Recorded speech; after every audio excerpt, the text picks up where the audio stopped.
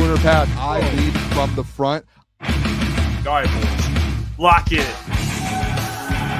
It's our core foundation, man. Grit. I'm fired up. I'm fired the up, boys. It's pumping right now. It's got my juices pumping, boys.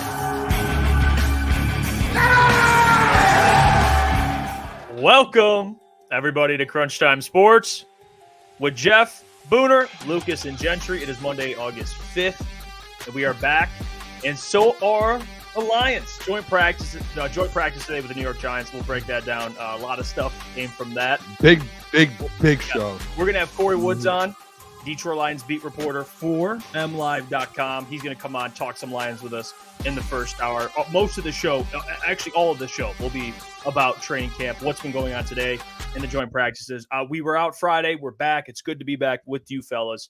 How we feeling tonight? Feel good. It's if we're being honest, boys, it's game week for the Detroit Lions. We've got a game Thursday, so it's like it's go time here. The camp today with the Giants, like the fights and everything. It's like football is. I feel like we say it every week, like every Monday we come back into the week like football's back.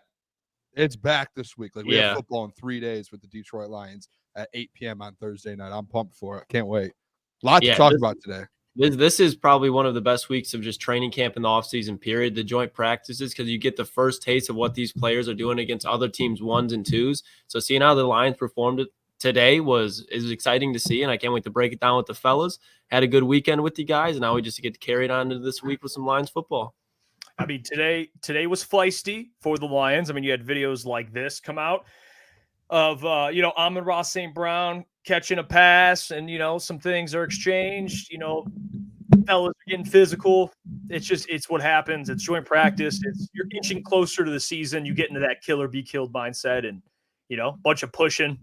I think I saw Penei Sewell trying to throw guys around. He was in there. Saw a couple guys jumping on top of him, like trying to bring him down. And you're not going to fight Penei Sewell. No, anyone in the NFL. He's not easy to move. I mean, it's good. And then Dan Skipper came over, and everyone kind of quieted down when they saw 6'10" Dan Skipper come by. There was multiple fights. I think there was one on the it was the Giants offense, Lions defense. Daniel Jones was involved. This is great. That's what I love. Football's here, physicality's here, and this is what's going to happen. Training camp is one thing. You're facing your teammates. You're trying to get better. Iron sharpens iron. But then you go to, New York. You go play the Giants in a joint practice. Who you play this week preseason? None of the starters will play, but still, boys, that's that competitive nature. That's that culture that Dan Campbell started. I think there was it sounded like I can't remember who reported. There was like 8 fights today at practice. And it was just like, they're the Spirit of Detroit podcast, but there was 8 fights today, and there was just a bunch of different ones. Someone, who was it? Nolan Bianchi. He was on the heavyweights, and he mentioned that Levi O and Kayvon Thibodeau, they're both defensive players, but somehow, some way, there was a drill or some sort of 7-on-7 or 11-on-11 where all the teams were together. And Levi O and Kayvon Thibodeau were going we're one of the scuffles and people going at it. So hey, things are chippy. Guys are ready to go. I don't honestly, guys, I like the fight. I know Dan last year was like, hey, no one fight. We're not. I think Dan even to an extent. Obviously, you don't want guys punching and breaking hands and getting super physical and hurting each other. But hey, let's get some brawls. Not big brawls, but let's get some things going here. Let's get some scuffles. Finally, it's man on man. We're 1v1. It sounded like the Giants might have gotten the best of the Lions today at some points of the camp. I don't know how real that is, or there's coinciding reports on this where some Lions people are saying it was more even than it's been reported, and some Giants people are, and you would think Giants reporters and people would overreact to some of these things and plays being them. But I just say, hey, I'm ready to go. I'm ready to see tomorrow how the Lions bounce back, because even if it was a bad day or even if it wasn't, Dan Campbell's going to take these guys wherever they're at hotel tonight, sit down and say, all right, boys, this is what we need to fix, and we're going to tomorrow and we're going to dominate. And I'm pumped. So many things. We have so much to talk about today because, I don't know, boys. I'm pumped. I'm shaking over here. I'm genuinely shaking. Especially with the Giants, Brian Daboll and Dan Campbell, they know they have that connection there. But obviously, they're not just going to go in there and be hey, we're going to have a good time. No, they're going to go in there. And Brian Daboll, even though the Giants are obviously the worst team, he's going to want to try to beat Dan Campbell in every way that they can. And the Giants, it's happy to see that they have some fight in them. It's cute. Probably the fights are probably the only W's that they're going to get throughout this season. But with Amon-Ra St. Brown, I know people were talking about, he gets paid, so he's acting like a diva. And it's no, that it was after the play. the dude poked the ball out. And if you're Amon-Ra St. Brown, you're just not going to get punked. Like, you're not just going to let somebody come over and do that to you, especially I don't even know who it was for the Giants. It was number 24, but nobody that I knew who it was. So it's just like people that are overacting about Amon-Ra. I think everything that happened in that video, like, it's just football. Yeah. It's a bunch of nothing. I mean, that's what and you have the Giants, who everyone's saying they're going to be bad. So they're trying to prove themselves. And you have the Lions. Some people are saying they can't do what they did last year. So you got two teams that are coming in with a certain mindset. And, it's like the first ounce of any competitive football before preseason, before the season. Like, of course, there's going to be tension. Of course, there's going to be fights like this. I have no problem with this at all. I mean, no one got injured. No one got hurt. It is what it is. I mean, I do think it's a good thing that, like, finally we've had all of these reports and like about Detroit Lions camp, and you're just going up against each other for 3 straight weeks or 2 straight weeks, whatever it is. Mm-hmm. So like the secondary, the defensive line, like all these teams are like, oh, they're playing so well, they're doing so well, and then it's all right. Now you get to actually see them versus another NFL team and another roster and other players. And the best thing that comes out of it too is like these guys who are looking to earn a spot on the Lions team. There's also guys on the Giants looking to earn a spot. So you have just guys out there who are are fighting for jobs, who are fighting for more money, who are fighting for positions, maybe not jobs, but they're fighting for, depth chart positions and different things. So like finally you get to go up against someone else. And Dan said it in the press conference this morning. He was like, we're looking at this like it's a game today and tomorrow and Thursday. Mm-hmm. Like we're looking at like these roster cuts and like how do these guys go up against the New York Giants, and how do these guys play out? So these guys are like, there's a little bit of a chip on some of these guys' shoulders. Like, hey, I need to go out here and prove something to everyone. And I think that's what you see, and that's why tensions are so high. Maybe tomorrow a little more settled down, but people that are like, it's football. I used to at practice in high school, and if someone from my high school was watching this, people used to go at it all the time and just practice, and we were teammates. It was just things are going to get heated and chippy, and especially when you go up against the New York Giants, or a terrible organization right now, they're going to try and prove something as well. Mm-hmm. I just think it's exciting though. I mean, it seemed like an offensive-sided practice. I mean, the offense for the Lions, you saw Jamal making some plays, and I'll play a clip here in a second. He had a day, so we'll talk about him as well. Not just doing what he's done in training camp, but now enjoying practice against another secondary, a different look. He couldn't be guarded for the most part, especially in the red zone. I mean, he's making plays out there, and kind of the same thing for the Giants. I mean, Malik Neighbors. Yep. He put in work today. I mean, there was one where it was ruled out of bounds, but it was still an amazing grab over Iffy. And there was other guys. I mean, Slayton got open. It looked like zone coverage, but he still got open. I mean, they were pretty much getting anything they wanted. I saw reports at the defensive line. They didn't look as good as they have looked, but this is the point of a joint practice. Like, you want this stuff to get out now. Like, you want to look at the mirror now rather than week one, get surprised at home by the Rams. And now we're all shaking. What's going on with this team? You want the joint practice. You want to, iron these things out right now in early August. So I'm not even going to overreact too much to the reports about the defensive line. Even though it is something we talked about the other side of Hutch, which I saw Davenport had a pressure. I didn't see it all today, but he was out there in the secondary. I'm not going to overreact yet. So a lot of things they got to do, but it's good. You want to walk away with like, hey, we got to work on X, Y, and Z. Let's get better. Mm-hmm. We'll come back to this. I'm not going to freak out that the Giants like won the day. I'm sure John freaking out like, yes, we won the day in joint practice. And then the Lions fans and Lions media, Lions players should be like, all right, hey, we'll get better. Still a championship team. Giants aren't. And we got to prove that tomorrow, when we go back at it.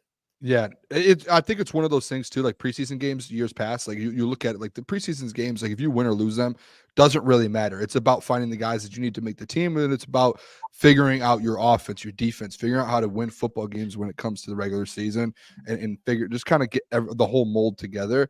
Right. I think that's what like a day like today is, or tomorrow, or when the next joint practice is. You look at it and you go, all right, we're going up against a different competition. All right, we need to figure out what we need to fix. Like the defensive line, they were so good for weeks. All of a sudden, okay, we're up against someone else. All right, now we know what adjustments we need to make and who's actually about it and who's not.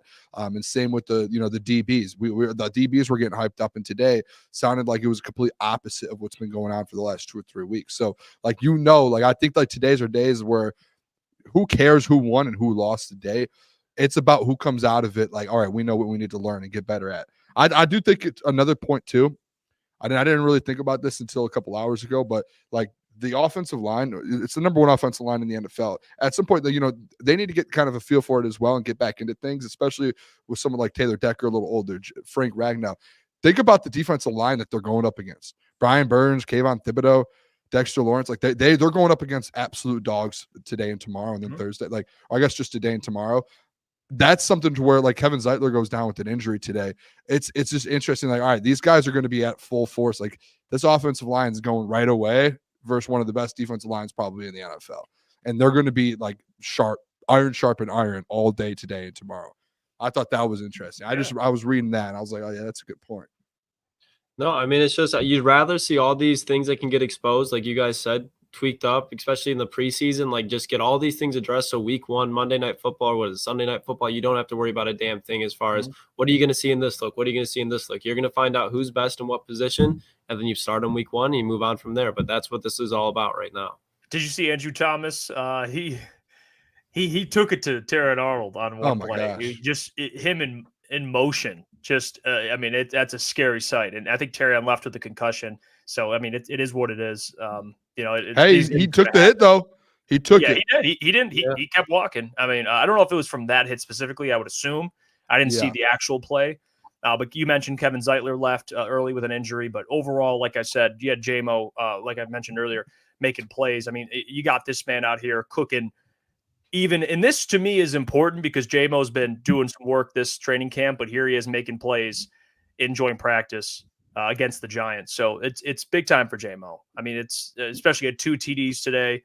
I know the defense, the Lions defense didn't look great, but hey, both offenses were going. And you got to think too, in joint practice, you're not really doing much schematically. Like you're just kind of running basic, you're not giving out anything in defensively or offensively.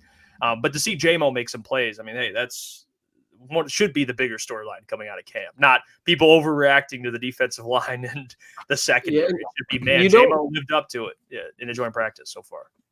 Yeah, and you don't really want to like see all the hype coming from the same players. Like at the end of the day, you know what you're going to get out of Amon-Ra St. Brown, Penei Sewell, Aiden Hutchinson, Brian Branch. Like you know what you're going to get out of those guys. If guys like J-Mo are having the days like they did today with 2 touchdowns, that's when you're like, okay, this is what this team needs to take another step. I don't think you're going to get huge hype if Amon-Ra goes out there and catches 2 touchdowns. You're like, yeah, that's what Amon-Ra is going to do. We see Jameson Williams doing it now. That's what's really important for this offense.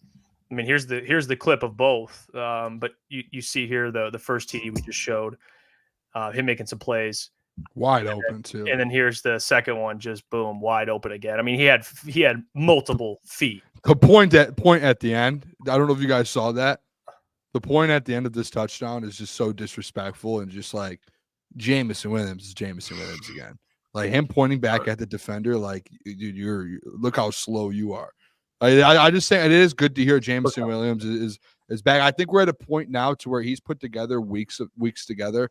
To where you're like, it's going to be a J-Mo season. Like J-Mo, we're very comfortable. And I know that was a question. At least I don't want to say I questioned it a ton, but there was like, all right, what if like he does have to step up? And I think he's proven like he's going to be able to step up. And down the stretch last year, J-Mo stepped up. So like, I don't think there's any worry about that. I do think, guys, like to your guys' point, I do think it's okay not to overreact to the negatives. But it's like, let's look at some of the negatives and what the Lions need to work on and fix going into the season. Because the positives, we can always look at the positives. Oh, J-Mo's doing well. Jahmyr Gibbs, like Brian Branch, all these different things. I think it's like the Lions are at a point now, and I think the chat can agree with me and people can agree with me. I'm probably one of I get called the biggest slappy on I drink the Kool-Aid. I think the Lions are at a point to where you're a Super Bowl contender. Now it's like, all right, it's the same thing in Kansas City and in New England when they were good and in the San Francisco 49ers and the Ravens, is these teams know that they have great players. They know how good this football team is. Now it's time for us to start looking in training camp and all these different things. Okay, what does Dan Campbell need to work on? What does Ben Johnson, what does he need to work on with his offense? What are the holes in his offense, the defensive line? Like, these are things that I think is like the most important, because if you patch those things up, you will be unstoppable in the offseason or in the season. Yeah, unstoppable. And I think they're like a couple pieces away from being the best team in football. And I don't think that's an over-exaggeration at all. I think it's like the defensive line and what happens with this wide receiver battle. So those are the things that, for me, I'm like absolutely glued in on today and tomorrow. And today, the reports of the defensive line was a little like, And then obviously the secondary too, because the secondary has been the big talk. Like, did they finally fix the secondary? And the first day up against someone else, the reports are, hey, they did struggle a little bit. That's a little bit of like, okay, what are we doing here? I don't think Brian Branch was a full go, but still, that is a little bit of a question. Mm-hmm.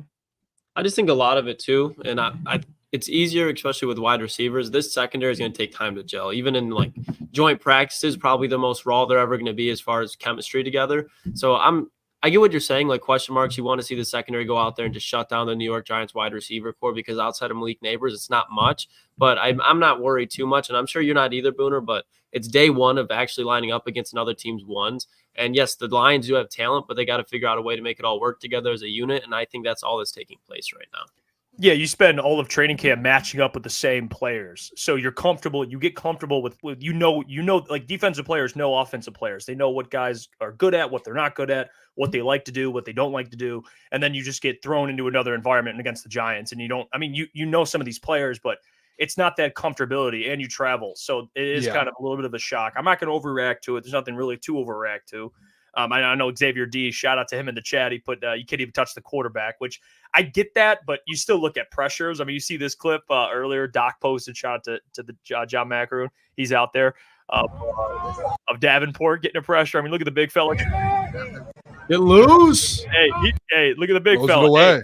Had his hand up. Like, if this was a real game situation, really far off the ground there, you would know, like, instead of running, cutting him off on the side, like, he probably would have just straight lined and just went to destroy that man. But you can't really do that in joint practice. So it's hard to judge everything. So not going to overreact. I get why the secondary is still a concern in people's head, but you nailed it, Lucas. The new names too. I mean, you have 2 new corners. You have a new slot corner. You have the same safeties, but at corner, they're new. I mean, Carlton Davis, Terrion Arnold, and they had a couple guys playing. I saw Emmanuel Mosley out there in the slot at times. He was out there too, playing in the slot. So it's a lot of new faces. Just so people know too, like Brian Branch, I'm pretty sure Brian Branch didn't play in 11 on 11. Like when they were going live, I'm pretty sure he was out today. Him and Sam Laporta. So you have Iffy and Kirby back there, which Iffy did play with him last year, but like Branch is going to end up being your starting safety. So like there's those things, and you do have to think like they're still working with Terrion Arnold, rookie cornerback, it's gonna take a little bit. As much as we think he's an absolute dog, which he is, it's gonna take Terrion Arnold a little bit. And like as a corner in the NFL, it's probably one of the toughest positions. I'm sure you would say, Klotzy, and like if you're a rookie, even going from the SEC to the NFL, all right, there's a little bit of an adjustment. And it's the same thing like with nickel. Like you're working through multiple guys to try and figure out who's going to kind of be in that spot. So like this secondary is kind of all right. The secondary is learning a little bit together, but I'm going to say this, like as much as like there's been the conversations that this secondary is going to be extremely good, I still think it's like hey, we have to like be in a game and see this at first. Like we can't just keep like, and I'm someone who does it all the time. Just keep saying, oh, this secondary is going to be great. It's going to be great. A top 5 secondary, top 10 secondary. No, like we've had these conversations about Lions position groups before. We have to be able to see Carlton Davis, Terrion Arnold, Amik Robertson, Brian Branch, and Kirby Joseph. We have to see them do it on the field week 1 or week 2 and see what they're actually like together. Because you're just going to be in these practices, you're not going to really figure it out until week 1. So that's why for me, I am going to keep an eye on the secondary. I think that's like the biggest. I say it all the time. The Super Bowl runs through the defense. That's the make or break of this year's Super Bowl. Does this secondary put it together? And we can't really say until we actually see it, to be honest. I think that's fair. This comment too, I guess it's worth a combo. Broski Bear. Zeiler and Reeder, very questionable signings. Both aren't getting any younger and both keep getting injured. I see a pattern. I will say this: Reeder coming off an injury, Zeiler left injured, but they're both very, very good players. You have to assume that Brad thinks about this stuff. Like that's why you have so much depth everywhere. Yeah. I mean, defensive line depth.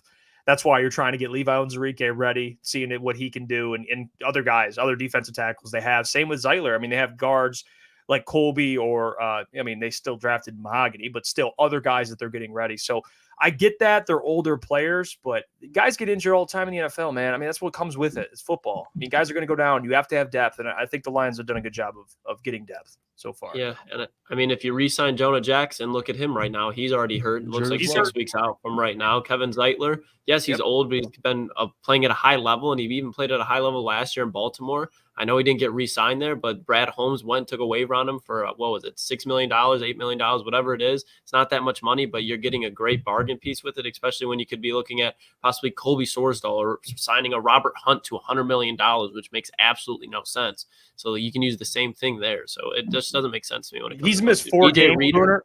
but he's missed 4 games over the last 4 years. That's my point. Kevin Zeitler. That was going to be my point. Was in the comment, whoever it was, shout out for appreciate you tuning in. Like, keeps getting injured. Zeitler isn't a guy that gets injured. That was one thing when he got signed. That was a positive of his. Is he's a Pro Bowler who's been a Pro Bowler in his career, and he's a guy that typically stays healthy. Like, he doesn't go through a lot of injuries. Like, just a couple days ago, he was asked by the media, how do you stay so healthy for so long? And like, he has his routine, and he kind of knows like what he needs to do to stay healthy in the NFL. He's been in the NFL so long. So I don't think it's that. DJ Reader, on the other hand, I think he has been through more injuries.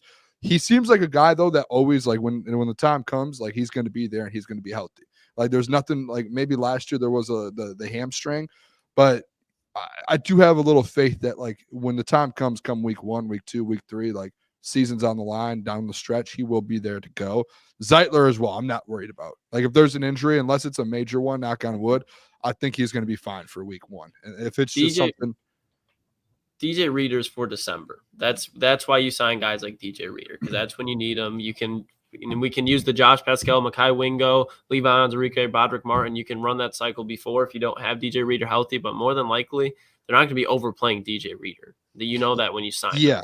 This is something to the Lions, like last year. Like, let's be honest, like, getting into the injury conversation, like last year, there was always an offensive lineman that was injured, and you had the Graham Glasgow depth. Like, you did that, and like, you always had running backs were going down, secondary, everyone was going down, and like, they still went out and won 12 games, went to an NFC Championship game, and they just took another offseason to even get more depth and kind of address more depth pieces. Like, the injury situation, unless it gets super, super bad and some of those big time players go down, I'm not gonna stress out.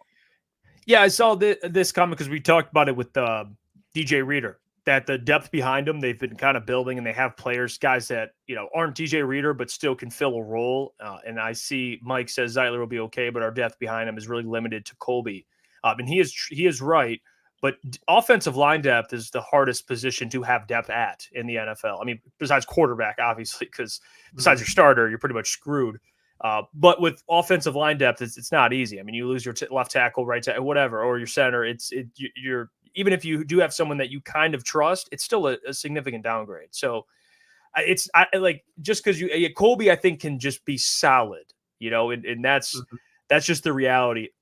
Am I more comfortable with who they have behind DJ Reader? Absolutely. But offensive line, it's not. I don't name me a team that has a ton of depth at offensive line. Like, there's not one single team. No, I promise you. By the way, Justin Rogers reported too today. He said, interesting note, when Zeitler went out, it was Michael Neese getting the bump to fill the void with the first team offense. Yodi Awosika was back up, or he was back after a couple of practice absence, he said, so they didn't want to put him in. But Michael, I believe it's Neese is how you pronounce it. He was the one that stepped in, so it wasn't even like Colby or it wasn't Colby, which is interesting. Yeah, we even saw that when we went to joint practice, Boone, because I was like, who is that? Because we thought it was going to be Colby there, and he was running with the ones as well, and because all the vets were out that day too. Mm-hmm. It's an interesting thought. So there might be a little bit more depth than people think. Let's we got about 5 minutes till Kory joins. I wanted to talk about what McAfee said today. We'll save that till after Kory, so stick around. We'll break down Pat McAfee's comments. Him kind of gassing up Dan Campbell a little bit after kind of always making fun of him at the same time, and then now he's kind of gassing him up. And then there was a point where they had Dan Campbell on the show, and then they called him MCDC and, you know, Motor City Dan Campbell, and you know, everything was love. So we'll break that down at a later time. Kory Woods from M Live will be joining the show in a little bit here. So he's not in New York, but he's been at camp every single day the last couple of weeks. Yeah, and when we were there. I do think he has a couple people like colleagues from M Live that were there too. I could be wrong. I think it's Kyle Manicki, who's also M Live. I believe. Meineke. So he was there as well. I saw actually. So I'm pumped to hear what Kory has to say. We haven't talked to him in a little bit since like a couple weeks from training camp. So he's probably got a lot of information for us to kind of go over. Yeah, and Tyler even says, I just worry about Frank going down. Yeah, that's besides obviously your left tackle, Frank is the most important player, I think, on that offensive line. So it is, especially with depth. I think we can all agree there because you don't have. And then you start pulling from guard. It's like you're losing a center and a guard at that point because you got to move Glasgow over. Yeah, he's gonna have to play center. This is interesting too, and people haven't really been talking about it as much. But the Mahogany situation. He still has. I don't believe he's reported to camp yet. And the day we went, Dan actually spoke about it and mentioned that he's been super sick. And obviously, like if it's a sickness to keep him out of training camp, it has to be a pretty bad one. And he's been doing like virtual meetings and different things, so he's been staying caught up. But like not being at training camp, especially as a rookie, for like weeks. Tough, yeah. That's tough. And like I thought, like at least for me, I looked at Christian Mahogany. I thought he was going to be, and when we did a lot of mock drafts, 3rd, 4th round draft pick, and he ends up falling to 6th round with the Detroit Lions. So you think he gets a steal, and he just hasn't been at training camp. So hopefully he gets better. Like prayers to him. Like I don't know what's going on, but hopefully it's not too serious. But that was just where it was like I felt like at least for me, my expectation for him was to be that 6th man. Potentially with Colby, like him to kind of get into that role because the conversation was that he was ready to go instantly in the NFL, and now he hasn't been at camp. And I thought next year, like say you lose Zeitler and you don't re-sign him, that he was potentially a replacement, but he just hasn't been at camp. Like that's an interesting thing. I don't know what it is. I know people. Is it a physical illness? Maybe mentally, he's not right now. I don't know. And I don't obviously know him, and people aren't reporting it. So if he's in virtual meetings, cool. That's good. At least he's engaged. But I mean, you have to be there especially for him. I mean, he hasn't even gotten a taste of what it's like to put pads on and go against NFL pros. So especially the 6th round pick, like, and I'm not not even trying to be like that guy, but there's a very real shot that like not every 6th round pick makes the roster every year. Like those are guys that are definitely on the cut watch. Yeah, no doubt. Well, let's welcome in our good friend Kory Woods here from M Live. He joins the program. Very, very good guest. He breaks down Detroit Lions football and a little bit of Detroit Pistons. But you know what? Let's keep the conversation positive. Let's welcome in our good friend Kory to the show. Please welcome M Live's own Kory Woods. Kory, let me get you on here. Kory, how you doing, my man? Hold up. You're muted, Kory. Hey, see, that's the dad status. You know, he's got a kid, so it's the dad status. Fair. He's good now. He's good. There we go. We're good now. Yeah. Yeah, there you go, Kory. What's going on, man? Sorry about that. Hey, how you doing? Good. We were just talking earlier about just training camp and what's been going on. I know you're not there, but I want your thoughts on just a couple of storylines that have been going on for training camp, because it's been pretty much the same stuff. I mean, you have Jameson Williams playing well in New York and making some plays. So I guess we'll start with him. What has been your takeaways from Jameson Williams? And I asked John this question too, because you were there and you've been watching him since he got to Detroit. What has been some of the more things that you've seen him improve on? What are things that have shocked you about JMO that maybe he's developed, or what has been different from past years to this year with Jameson Williams? I'd love to hear your opinion on that. Well, first off, I'm going to start with his physique. Jameson Williams, and this, I actually can't believe I'm about to say this, but dare I say Jameson Williams looks faster than he did last year. I mean, it's kind of wild to say, you know, at first when they had on their pajamas, as they like to call their, or Dan Campbell says they're playing in their underwear, you couldn't really get a good feel of how, if he really improved his speed or not, because, I mean, they didn't have on full pads. But, I mean, when they got in the full pads, the guy he's just blazing speed. Another thing that you can see about him is that looked like he's put on a little bit of weight. I'm not going to, I guess if I had to guess, maybe about 10 to 15 pounds. I could be wrong, but he definitely looks a lot bigger and more in better shape than he did last year. And let's go to his mentality. J-Mo was kind of like a little bit of a quiet guy that I observed last year on the sidelines. I mean, you start to see his personality open up a little bit more. Always a guy that was cheering for his teammates, but this year, this camp, he is very animated. Anytime his teammates make a great play, he is always out there, first one on the field, running up to him and showing them their props and their respect. He's been a great teammate guy, at least from my opinion.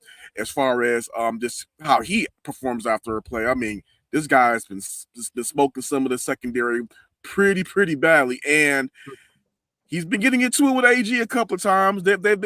I don't think it's anything bad. I don't think it's anything bad, but you kind of see them barking at. You see them barking at each other during practice, and then the one time that really got intense is where Scotty Montgomery joined in on us. I guess as one of the guys, beat writer said, AG found his new Deuce Staley because those guys used to go back and forth, but.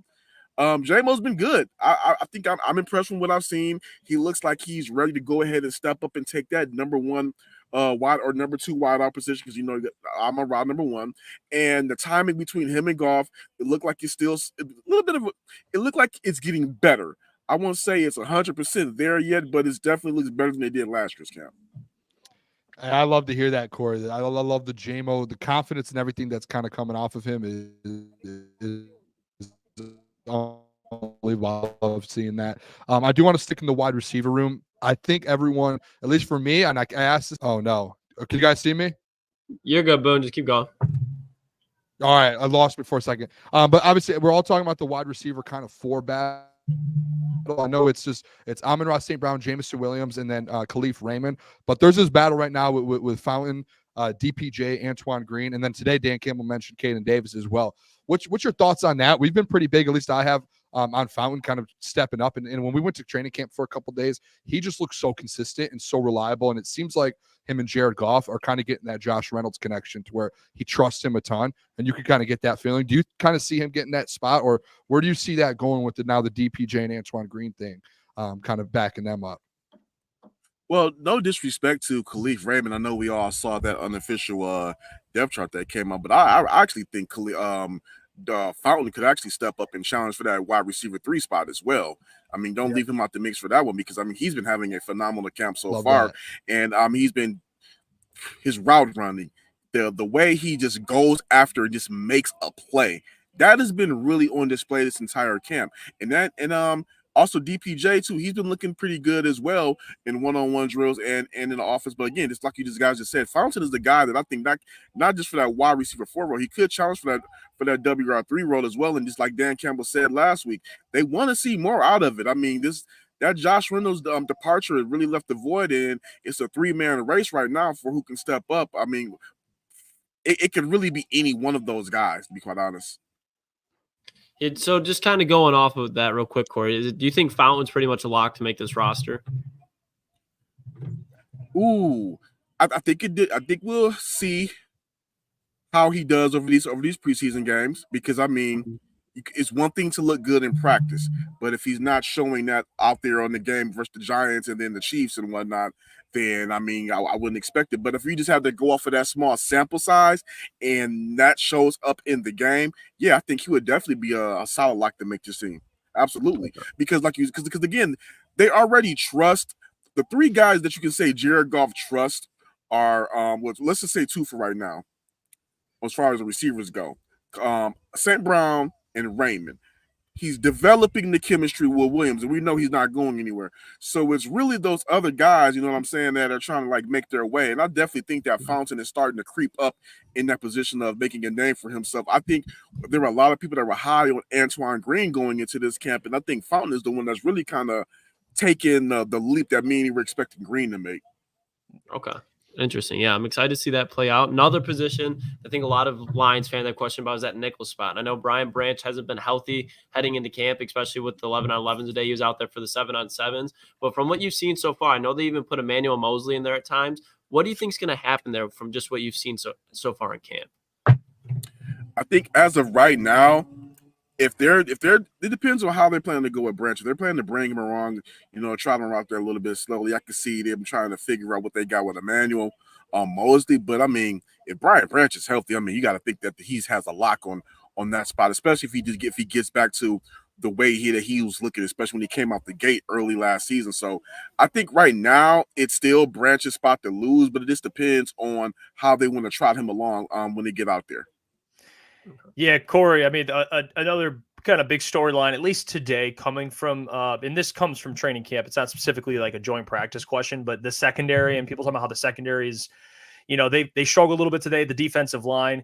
Where are you at with what you've seen being at Allen Park with just this defense? I mean, guys like Levi Onwuzurike kind of showing out and showing more and more. What's your confidence level that this defense, and they don't have to be the best defense in the league, but based on what you've seen so far with the offense versus the defense, where are you at with this defense and specifically that secondary? We know how good the run defense is. In the pass rush, with DJ Reader coming back, should be upgraded, obviously. But where are you at with how good the defense can be, and specifically that secondary based on last year, because they got new faces this year at corner? So far, the secondary has looked good out there. I haven't really seen too many picks, to be quite honest, because, I mean, Jared Goff has been pretty clean with the ball. Mainly some of the picks that I've seen have come from when they shuffle it out there with the other quarterbacks like Hendon Hooker. He threw a pretty bad pick to the third team last week. And when you're looking at that secondary, you got to think the Lions had one of the worst secondaries in the league last year, and they still made that NFC title game. And they went ahead and overhauled it with guys like Carlton Davis. You grabbed Terry and Arnold and Rick Straw, guys that have so far been having decent, solid camps. And then you still got Emmanuel Mosley bringing him back. And then if he's just healthy, and he's been playing some solid football out there, especially getting out there and getting in the backfield and this. He tore, I forget who it was. I want to say it was David Montgomery. I could be wrong. He tore one of the running backs up last week pretty badly. They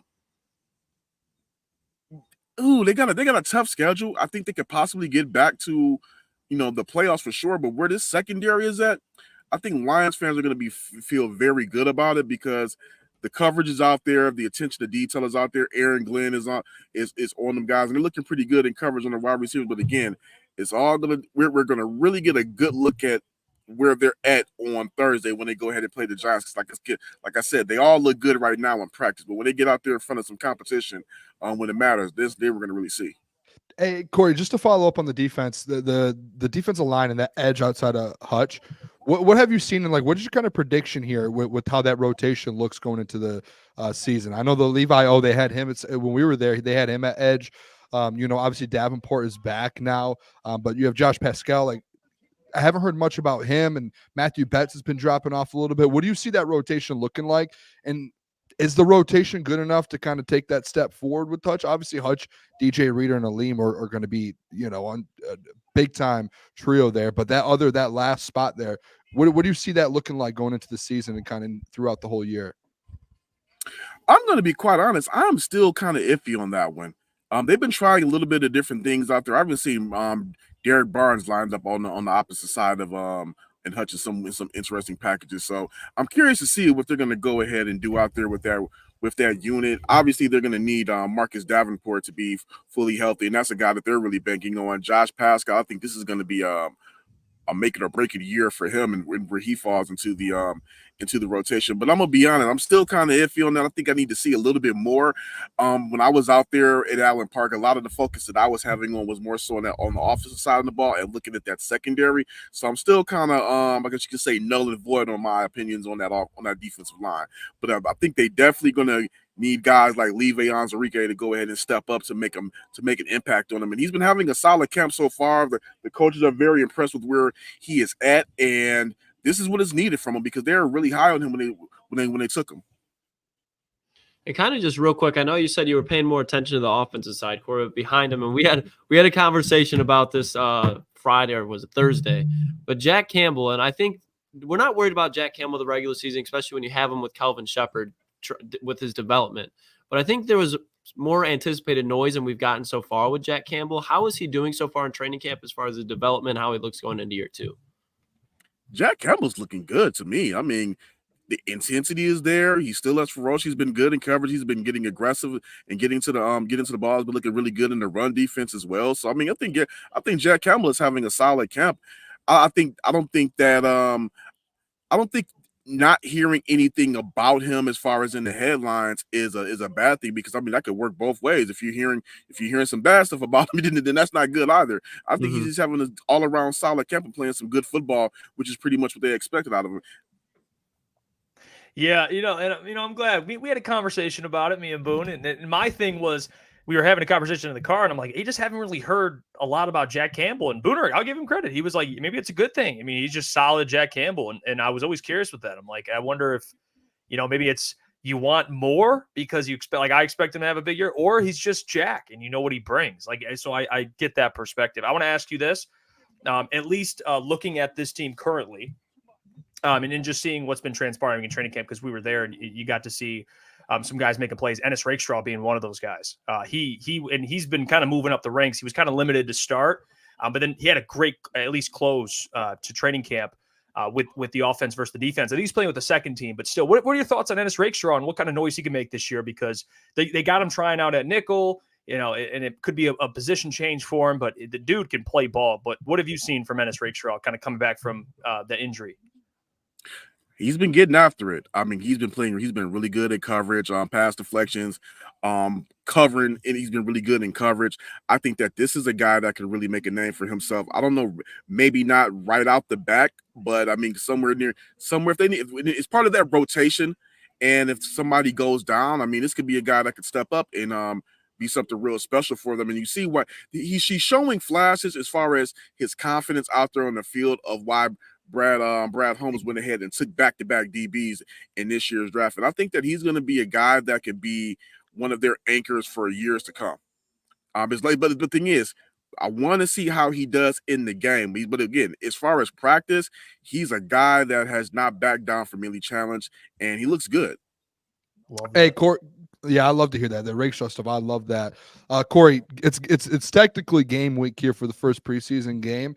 What are you kind of, and at least for the listeners here, what are you kind of looking for when it comes to matchups or just really just players like who might be on the cut line that you're going to keep an eye on Thursday? Like, hey, this is a guy who needs to have a big game, or he might be out of a job here going over the next few weeks. Who are some players to keep an eye on? A couple of guys that I'm going to be keeping my eye on is I'm going to keep them, as much as people talked about the wide receiver battles and these cornerback battles, I'm going to be looking at their running back battle. Obviously, we know that David Montgomery and Jahmyr Gibbs have that RB1, RB2 on lock, but I'm looking to see what's going to come out of those other guys. The Craig Reynolds, the Bam Knights.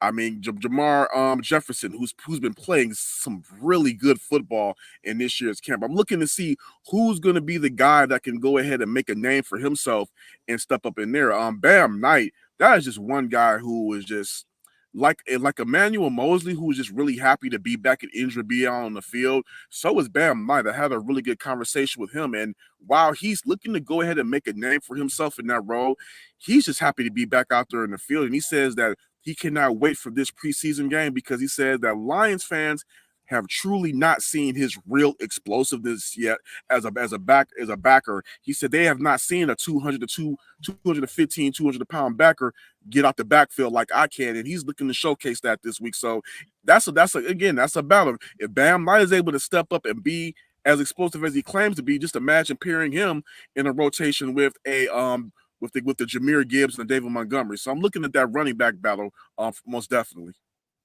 Yeah, Vaki, I'm going to be excited to watch, and somewhere that I think the Lions can use him is on the kick returner spot. And Kory, when you're down at camp, I think the kick return, with how the kickoff's been changed, it's a really intriguing thing to look at with who the Lions are going to go with, because we went to camp on Wednesday, and they had J-Mo, they had Amon-Ra, they had Jahmyr Gibbs, and I'm like, please do not put those guys back there on kickoff. But what do you think they're actually going to do? Because there is a chance that they do put out a really good player that can make a difference on kick return to set up the offense for more success. So when you're at camp, who do you think they're going to be putting out there, at least for the preseason?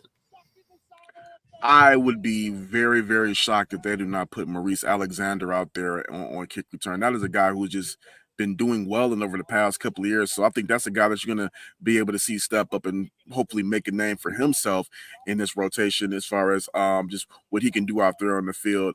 I know they have Calhoun from Duke. I haven't really seen him out there, but you never really know if they can kind of float him out there and try to see what he can do. I've seen DPJ back there a couple times. But I think the guy that's really going to be out there on when we see this preseason game is going to be more Reese Alexander, maybe Khalif Raymond as well. And kind of because we talked about this when we were at camp, Maurice Alexander guy, even last preseason, he was making plays against the Giants, taking back kickoffs. Do you think what's the likelihood that he actually makes the Detroit Lions active roster this year? It depends on how many players they decide to keep at that wide receiver position. I'm under the mindset that he will make the team.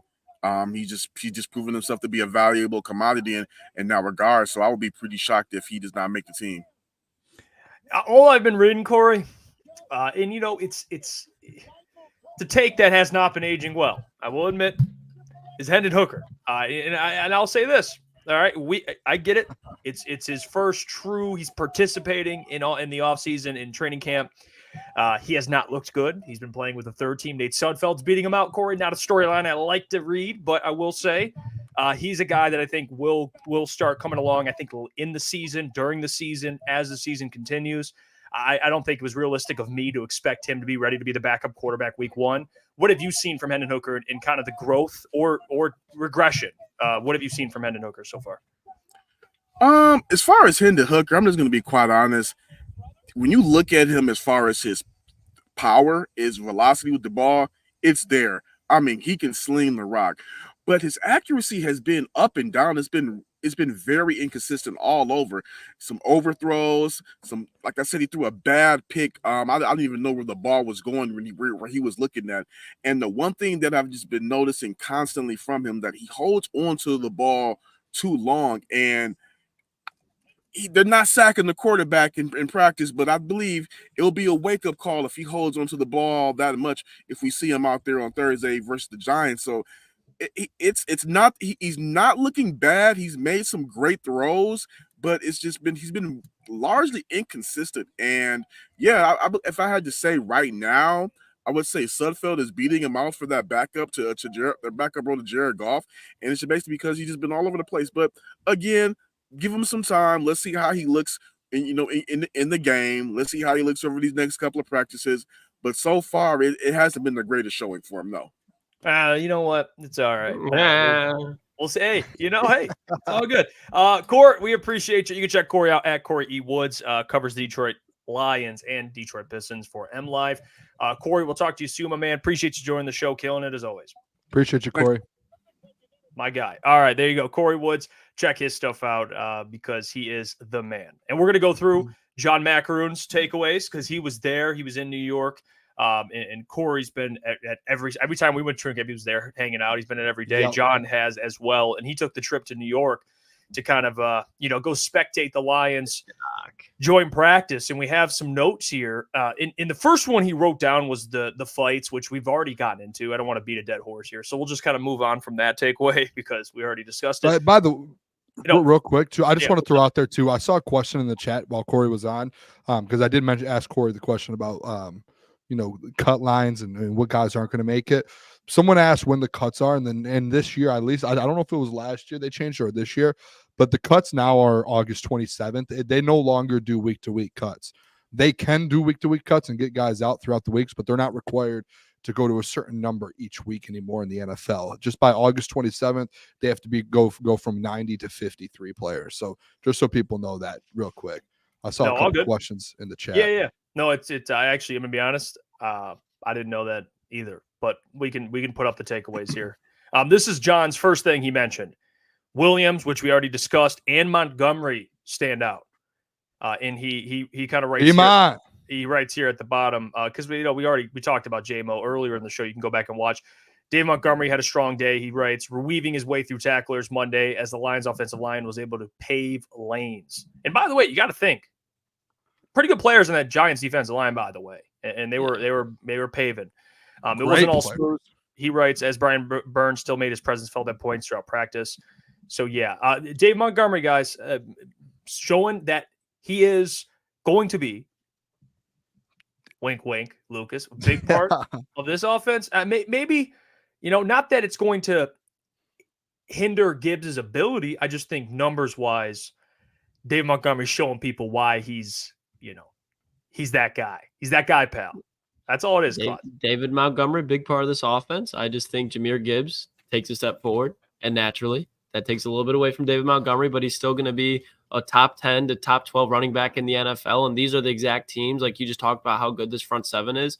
Like, this is the exact perfect running back to have it, because David Montgomery is a physical running back. But like it says here, between the tackles, David Montgomery, he's got great flexibility, has great balance to be able to run through tacklers and get to that third level with the safeties and defensive backs. And once that happens, I mean, we saw the Los Angeles Chargers game.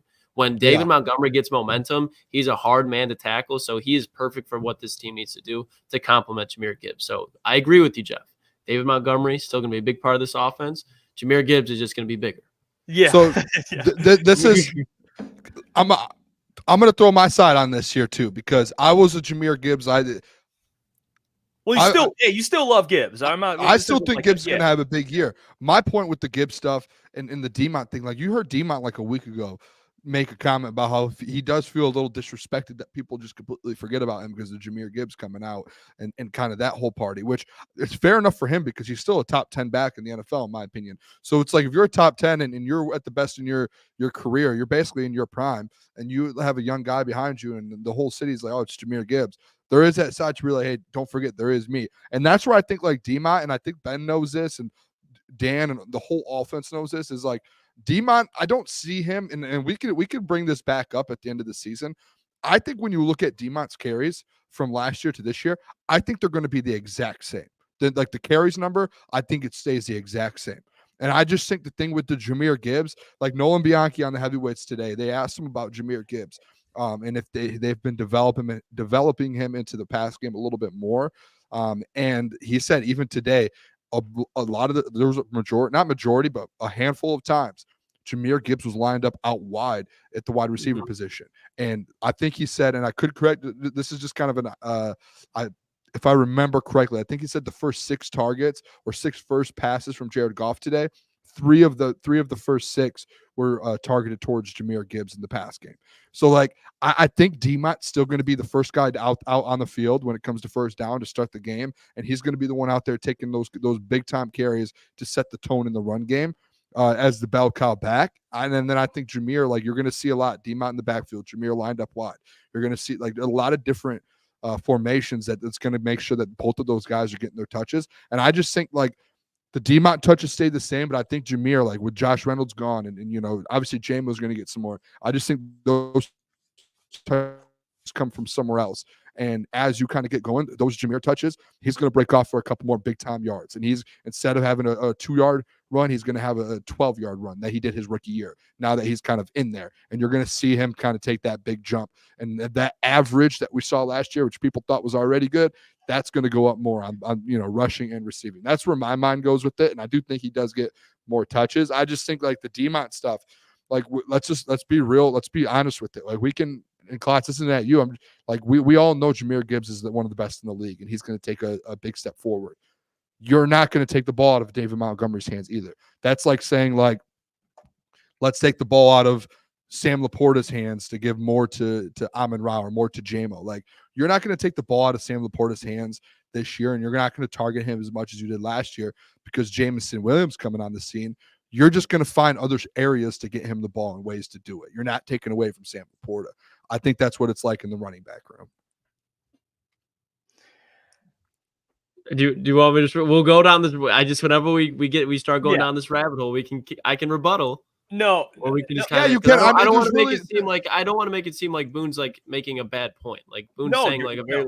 My thing is just by default, Jahmyr Gibbs is going to get more carries. Through the first 7 weeks, Jahmyr Gibbs was not getting used how they're going to use him in the future. So that is probably going to get, not probably, is definitely going to give him more carries. And then Booner, I agree with you.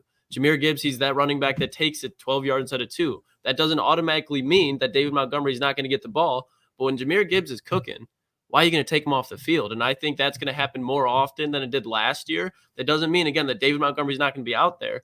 But I do think there's absolutely going to be drives where it's like, Jahmyr Gibbs just cannot be stopped right now. Keep giving Jahmyr Gibbs the ball. Feed the hot hand. And then feed the hot hand. And I think the hot hand is more likely going to be Jahmyr Gibbs this year than David Montgomery. That doesn't mean that the carries swing Jahmyr's ways 100%. I just think instead of like it was damn near a 50-50 look last year, it goes to 55-45, potentially 60-40 if it's an extreme end. So I understand what you're saying. and I'm with you on that. But when you have two top 10 backs, like the biggest thing, and like let's come down to earth, like, and this sounds bad. Let's just come down to earth though for a second and sit in Ben Johnson's seat and sit in like Dan Campbell's seat. You have two elite backs. Last year, those guys were constantly, and one's injured, the other's injured, one's injured, the other's injured. They don't care, and I'm being completely honest. They do not care how many carries or touches each one of those guys get. It's going to be what you said, Klotz, feed the hot hand. But what they're also going to look at, and David Montgomery has already been on record saying this, is and D-Mont and Jahmyr Gibbs probably don't care as well. They're like, I don't care how many times I touch the ball. Their main focus is keeping both of these guys on the field so they can produce at the highest level they can and make sure that they're going to the hot hand and they're making the right plays. They're going to make sure that these guys are healthy all season long. You're not going to go out there, and I get it. Like, I think it might go 55-45. It's not going to be like a drastic like push and change, because what happens if you're just everything on Jahmyr Gibbs, 65% of the load is on Jahmyr Gibbs, and you're sitting there going, let's just let him get every single touch. He's hot.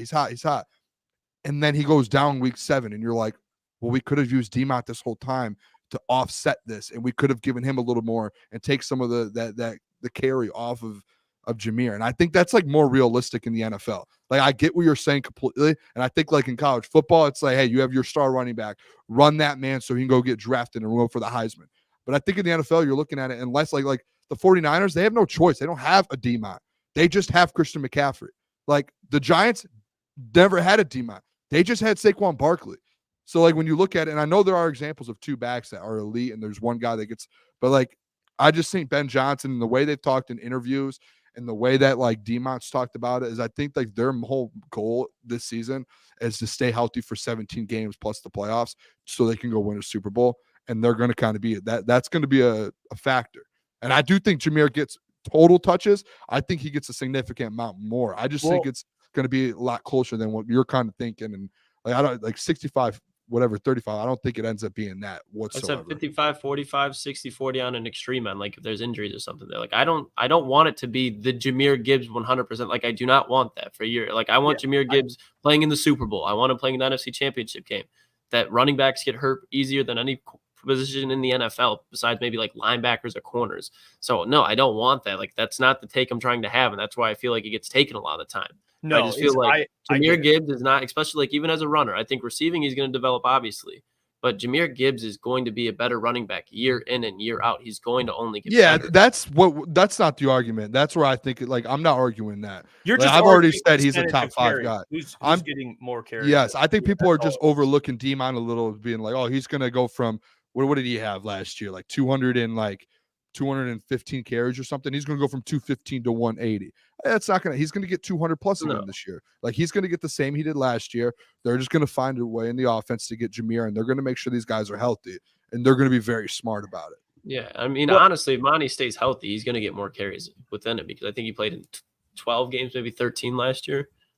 I mean, yeah, you have Amon-Ra St. Brown telling Jahmyr Gibbs that if he gets 1,000 rushing yards, 1,000 receiving yards, he'll buy him whatever he wants. So, you know, they know what kind of talent he is in the passing game. So like that dude is he's a complete weapon. I'm glad they're lining him out at receiver, because that was kind of what was pitched when he was drafted, and you saw it in his rookie year. But there's so much there, especially now without Reynolds. You just need another guy in the passing game now with Antoine, DPJ, Fountain kind of battling there, to have Jahmyr. Just you can have those guys out on the field at the same time. So I get it there. But let's kind of look at some more of what John said. I mean, he mentioned Dave Montgomery. He mentioned the Lions secondary kind of getting attacked, and you know how Daniel Jones hit Malik Neighbors, Darius Slayton, and Jalen Hyatt for big gains. And I saw the Neighbors catch that was ruled out of bounds. So, you know, great catch, by the way. Hell of a play. And if he pushed him out, I'm pretty sure. But still, I mean, he made an incredible play. And Daniel Jones even said, I think they got some good players back there. They can run and do some different things. They did a good job. When you're in a situation like this, a joint practice, you're more focused on what you're doing as a team. So, you know, I'm not going to overreact there at all. Did you see there? You said that after review, the catch with Neighbors, both feet were in. That was a great catch. He's special. I mean, no overreaction to the secondary though, but You can tell Malik Neighbors is a dog. You can tell that Yes, much. that was my takeaway. More so how good he is, rather than like, oh, if Let's he's just bad. Like, keep no. an eye on our secondary. I'm just gonna say that. That's a very, very magnifying glass thing. Is like Detroit Lions secondary. My eyes are on you. And John writes here, Patricia Traina, who is a beat reporter or beat writer for the New York Giants at SI. So John's coworker was there, observed, and she put here, as already mentioned, the energy was off the charts, and I thought the Lions defense was a little chippier. Love the that. Giants offense stayed in control for the most part, doing what they had to do, but not backing down when challenged. Daniel Jones went 12 for 17, in team drills, and 7 of 8 in 7-on-7. So, which 7-on-7s, those are kind of like, I mean, that's 7-on-7. They're set up for the secondary to fail. Yeah, absolutely. Like, for the passing game, you're just getting completion. So I'm not going to overreact. Hey, shout out Carlton Davis though. Picked them off. Yeah. Yep. Interception by Carlton Davis. Did you see your guy Morris Norris? Morris Norris absolutely took out Eric Gray. And he had an incredible hit. I think he ripped off. Do you guys think that's a bad move in training camp, joint practice? That hit. I saw some people comment. Do you see what I mean? Morris Norris. He got his headlines in now. So I mean, you do that in training camp. Coaches are going to be watching. I don't think. I mean, if you're fighting in training camp, I think at that point, like especially if you're trying to make a roster spot, like make as much noise as you can. Yeah, and like his name's been coming up a little bit, and you make a play like that, and your name just shoots up quick. Like, and then today, like his name all over social media and Lions staff, like people actually like are hey, this guy's a serious opportunity to make the team, because you're looking at like Kendall Vildors and different players in the secondary. He's standing out. That was a big play. That was a huge hit. Yeah, that's the thing. I mean, people are, should he do this stuff? If I'm Morris Norris and I want to make a roster, I'm doing exactly that. Yeah. Like, you have to stand out, and even if you have good coverage and you're doing everything you're supposed to do, like, yeah, that's great, but you need some plays that people are going to notice. And like, that's a play right there.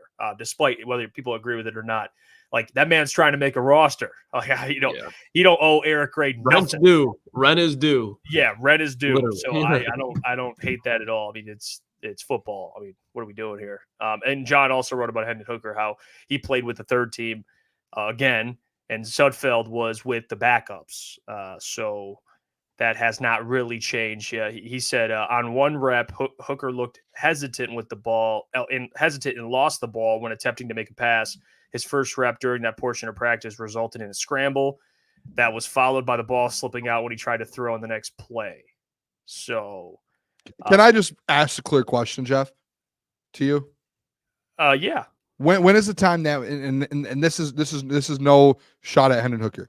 When is the time for the Detroit Lions to say panic button? We need to go get a backup. I think it's like now, because it's clear that he's not ready now. Yeah. And maybe I overestimated. Like, in his first true off, he needs more time. Like, I think it's, unless they really feel good about Nate Sudfeld. I mean, I think we would all disagree with that. So but I would say now, Boone. I would say one of the things I hate the most is the people who say, "Oh, you don't need a backup." If your quarterback goes down, you're done. And I say this all the time and repetitive on the show. I'm a firm believer that, like, and shout out to Flannel. I told you guys last year he did a segment about quarterbacks that have stepped in and helped teams stay in the race or win a playoff game. You need, and if you're a Super Bowl contending team, you need a competent backup, like you do. And I've heard too many people around the city of Detroit on live air say, like, who cares about the backup? You don't need one. Well, like, if your quarterback goes down, no, this is a serious, like, this is, to me, it's like the secondary. It's like the wide receiver battle, the back end of that, like the back end of, the defensive line. Like, you need to have these conversations, because say Jared Goff gets concussed week 5, 6. You need someone to step in, and Nate Sudfeld's not going to go win you 2 games. Hendon Hooker is not even close to being ready. So what do you need something, like you need someone to come in to where you can at least go 1-1 in those games, if anything, like minimally like 1-1. So like, this is a conversation that it's like, all right, eventually, and maybe like, and I'm going to ask the doc, actually, I'm going to text him and see when they speak with Dan next, if he can ask the question, or Ben Johnson, like, hey, are you guys going to, look at a different backup quarterback, or the guys in the room, like, you feel comfortable with that? Because I think that's big. Like, Obviously, they didn't feel comfortable last year with Nate Sudfeld because they went and got Teddy Bridgewater. So, like, if you're not comfortable with Nate Sudfeld last year, when you're not even competing for a Super Bowl, essentially going into the season, you're just competing. At the time, it was the division. You're going in to compete for a Super Bowl. Like, that should be a big flag saying, hey, we need to go get someone. We need to go get a Taylor Heineke. We need to go trade for, I don't know. It's just anyone who can come in and can give you a game or two. I just think it's very, very underwhelming how much people are disregarding that battle. Well, now, I mean, guys, reading all of what we're reading, it's clear, like, Hendon, he needs more time to develop. I'm not going to sit here and hit the panic button on him as a player, but hit the panic button on their backup quarterback situation, even though we all agree, if you lose Jared for the season, you're screwed. But at least if you lose him for a game, let's say he leaves a game early and you need someone to play and you're competing for a 1 seed, I don't think it's fair to now seeing what Hendon Hooker looks like, unless preseason he just absolutely lights it up, to be like, all right, your first season suiting up, you're going to play. Like his first season suiting up on game day, he will be playing in case Jared goes down. Like, I don't think that's realistic at this point, to be honest, Lucas. I don't. I think it'd be Nate Sudfeld going out there, and I don't know if anyone would like that. So no offense to him, but it's the reality. To Booner's brought it up too. Like, there was a reason they went out and they got Teddy Bridgewater last offseason, because they knew that if Nate Sudfeld goes out there, your winning percentages are not that high. This guy is a guy that goes in there, help Jared Goff execute and game plan going into the game week. And I don't think he's a guy that the Lions want to trot out there. I don't think he's a guy that Detroit Lions fans want to watch try to trot out there. So I've said it. Go hit up ATL. Bring that man Taylor Heineke home. You go find Josh Dobbs. You bring him home. You find somebody that you've seen been able to win games. He's not going to be able to win you a season, but win you 1 or 2 games if his number's called on. Improvise, give the defense a different look, keep them on their toes so the playmakers can make plays. That's what they need. And for the people too asking, like, hey, who's going to be that guy? Whether it's a Taylor Heineke or I'd see Steve Lehman, Ryan Tannehill, like there are guys out there who will be available. What you have to, like, the first week of the preseason, second week, there are going to be quarterbacks who look really good, like not really good, but hey, that's going to be a player that's probably playing better than Hendon Hooker right now or Nate Sudfeld. Go out and sign him. Like if Ryan Tannehill's available, go get Ryan Tannehill. If there's someone available, go do that. If a guy gets cut, go get him. But you do have to keep, like, I think that's a little bit more of a conversation that should be had in Detroit right now. I mean, John writes here, Hooker rushed for a touchdown with a third-team offense thanks to a scramble, and he also writes on the final play of practice he overshot Jalen Calhoun. Did see that play. It was tough. And he wrote also about how DPJ and Traquan Smith were on the third team as well, and then Khalif was playing with the second team. And I think the more I think about it, guys, with like Khalif Raymond and Fountain, it just makes more sense that Fountain he's a true X. I mean, he would fit that role better than Raymond if he plays, because Raymond's not a guy that you're going to you're not putting out there on the outside and be like, go win a 50-50 ball with Khalif Raymond. Like, Darius Fountain's probably more suited for that. So, when I started reading some of the stuff with Khalif playing on the second team, it doesn't surprise me like that. They need that type of player that Darius Fountain is. In DPJ, that's what I expected. But if it's Darius Fountain, he fits that mold. So I think it's fair to say too, like Khalif, I was telling you, Jeff, at training camp, like I think Khalif is like, he's kind of like Amon-Ra St. Brown to a sense, where it's like he's a little bit of a Swiss Army knife, where you can do whatever you want on offense with him. Obviously, you're not gonna throw a ball up to him, and have him go get it. But like he's like Amon-Ra, where you can line him up in different spots. The doggy dog in the chat said utility man. I think that was actually the words I used to you, Jeff, when we were talking about it. So like that's where it's for me. It's like Khalif Raymond's got a spot on this roster. He's going to be a huge part of the offense. He's just a utility guy though, where Darius Fountain, he's got a specific job. Nate Sudafed is just wild. Hey, it's true though. It's Shout true. out to King Horse, by the way. He's showing it. We appreciate you. Nate Sudafed. It's tough. Injury news, John wrote, Kevin Zeitler and cornerback Taron Arnold left practice, evaluated for injuries. Zeitler's being looked at with a possible shoulder injury. And then we talked about it earlier, Taron Arnold, possible concussion. So, those are some of the things that transpired today. We'll have more tomorrow, kind of leading up into training camp. And we'll also be doing a live watch party for the preseason game. So here on Crunch Time Sports, we'll be live streaming, watching the game, really during our show. So if you want to come hang out, we'll have a pregame show as well, discussing some of what we want to see for that preseason game with the players that need to have a game in order to make the roster and kind of show out. And we'll provide all that information on that, and then we'll have a watch party. So be there for We'll that. probably, I think the game's at 7, so we'll probably do a pregame like 6 to 7, and then 7 until the game's over. Everyone come join us. I'm pumped. Yeah, come hang out. We'll be hanging out watching it. So, hey, if we got a little anything football related preseason or not, we're tuning in. So we will too. Regular season, we're going to be doing watch parties, and it's going to be like at like a bar or something in Detroit or Metro Detroit. So I'm pumped for that, boys.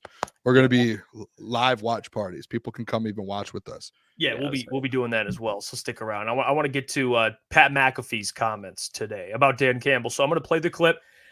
We'll stay on screen here. I'll play the clip, and then we'll kind of discuss it and what Pat's been talking about. Because despite him, flipping a little bit on Detroit and being shown more love as of late, he wasn't wrong in this clip. So let's hear from Pat McAfee what he said today about Motor City Dan Campbell. Let's check it out. So I think a lot of people think he's big dumb dipshit. That is not the case at all. Nope. If you look at what he's been able to do to the Detroit Lions, and obviously it's alongside Brad, and it's alongside a lot of great coordinators and great players, but there's one man that is setting the tone for the Detroit Lions since he got the job. It was a man who said, hey, we're going to embrace Detroit. We're going to be about Detroit. We're going to be tough. We're going to be gritty, and we're going to draft the right guys. Now, all these draft picks come after the season that took place, before the first season happened. Remember, his pillar player, Penei Sewell and St. Brown. Both of them brand new deals, still on the squad. They were the people they wanted to build and set the team's culture around, and they certainly did that. In a matter of 3 years, they're now the favorites of the NFC North. They're now one of the favorites to be in the Super Bowl, where for 150 years the Detroit Lions were laughed at pretty much. Yep. This dude needs to get a little bit more credit for how he is as a coach, for how he's been able to turn around a program, turn around a building, and how he's been able to remain himself whenever he's doing these press conferences. Now, obviously, Detroit's not a big market, and they are the Detroit Lions. Of course. And the way he delivers his messaging publicly is one that a lot of people cannot take serious potentially if he didn't want to, but he's a great coach. Yeah. And he's built his team on everything that you need to win. They're fully bought in. They're fully committed. That's why whenever you hear the Lions are going to be in joint practices, 10,000% that there's going to be an us versus them bunker mentality, because that's what MCDC has literally built his entire team on. So there's going to be brawls. Some of these fights this morning coming out of practice. Hey, well, I mean, Gets me fired up. I'm not going to lie. he's not wrong. I will correct him, though. Detroit is a pretty big market. I think they're like a top 5 market in the United States. So, but hey, I do. Is Detroit actually a top 5 market? Top 10. They're a top 10 Okay. market. So they're a pretty good sized market. But basically what he's saying, though, the rebuild boys from where he was with what he was given till now, he's not wrong. Everything he said is true. Yeah, that's why I had Dan Campbell as my top 5 NFL coach at 5. It was like, you could people think he's a meathead. People think that he just is like, I just like bite kneecaps, have some chaw in my mouth, and no, Dan Campbell's like an elite head coach. He's built this organization up. I don't think he gets enough credit. Like, let's be honest here. How many coaches have tried to come into Detroit since the 90s and do what Dan Campbell has done? A lot. Like, we've gone through so many different regimes, and Dan Campbell's been able to do it. And yeah, you could say Sheila or Brad Holmes, but Dan's the one that has came in. I say this all the time. This man came in and set the tone instantly in the culture and said, we're biting kneecaps. And when you fall or when every time you hit us, we're going to bite another part of your kneecap and another one. And we're going to keep getting up. Like, that's a tone he set. And people laughed at him, but the players in the building probably were like, no, I like this. Like, this is a football guy. And he has built, like, think about how fast it has taken him to build this program. Like, do you guys remember when we did sports talk 2 years ago when Dan was, and Jeff, I know you remember this being on the morning show, that like the timeline that you and Adam would lay out was like, hey, year 3 is this. Year 4, you can start competing for an NFC North. Year 5, and maybe make a playoff. Year 5, you're competing for, the NFC Championship game in the Super. This dude did it in 3 years. Like, he expedited this thing and got this thing done within 3 years. Like, he almost went to the playoffs year 2. Like, put that in perspective with the roster that he had and the young guys he had. Like, that is unbelievable. Shout out to Pat too I know a lot of people say Pat doesn't give that much. Like, he was going at Dan for a while in the Lions. Finally giving him some credit too. Yeah, and just how he's won and also just how he's developed players. I know Ben Johnson gets a lot of credit for being able to put these players in situations, but seeing how Jahmyr Gibbs, Sam Laporta, all the rookies that we talk about offensively and defensively, how they can just step in and play, that shows a lot about what Dan Campbell is teaching these players in the offseason, also between the weeks. So Dan Campbell, as far as a developer too, like he deserves a lot more credit for the talent that he's developed. Yeah, I give Dan a ton of credit. His leadership, the changing a culture. It's like, college coaches are, especially great college coaches. There's that, culture setter, and you're recruiting and all this stuff. But you see in the NFL, like culture just it works, but you have to show results, and you have to get guys to buy in. And Dan is very good at that, even when they're losing, which it's very easy to lose a locker room. I mean, these are grown men making millions of dollars, and if you're not winning games, guys are clocking out mentally. It's easy to lose a locker room. It's tough what Dan's doing, like no matter what. And then now they're finally having success, and the guys are like, oh, so this is why. That's why any adversity they face, like that's why Dan is pretty much widely regarded as a top 5, top 10 NFL coach right now, after one season of true success, one season of making the playoffs, because you saw what this team looked like. I mean, Kory brought it up. The secondary was not great. I mean, it was bad. And they were winning games by simply just bending, not breaking. But the offense, and of course, he would even give credit to his assistant coaches. But Dan Campbell, he doesn't want the credit. He's the same. He's consistent. And that's what you want in a head coach, consistency. Someone that's going to be the same every day, no matter what the situation is. That's what you want in any type of leader. You don't want the leader to hit the panic button, then everyone else hits the panic button. Like Dan does not get phased. And that's one of his stronger qualities. I mean, he is one of the best leaders in the NFL. And I'm not just saying that because we cover the Lions. I mean, we know a lot about the NFL. We talk a lot of NFL, even though we focus more Lions, but even outside the show, we're always talking. And Dan Campbell is just, to simply put, just different. I mean, there's a handful of coaches that, there's different molds of coaches. There's the offensive minded coaches. There's the defensive minded coaches. And then there's kind of that Dan Campbell, leadership quality coach, or someone that you bring in to kind of be the leader of your football team. And some guys maybe have both, where they're defensive minded, like a D'Amico Ryans. He's a very good leader. Dan's more offensive. But you see now, NFL is a copycat league. More teams are trying to find the next Dan Campbell. Like, who's a guy that we could bring in that'll just be an absolute leader and guys will follow? I mean, it's the reason I would argue that Matt Eberflus even has a job, because we had a beat writer on from Chicago, and his biggest point was, he hasn't lost the locker room yet. Like, you see how important that is, and especially when you're winning, and even when you do have tough times, like the Lions had, where they were 0-10 or whatever it was, and he still didn't lose the locker room. Like, Dan Campbell has still a lot to prove, but man, like he's a guy, and I haven't not said this once, being a Lions fan.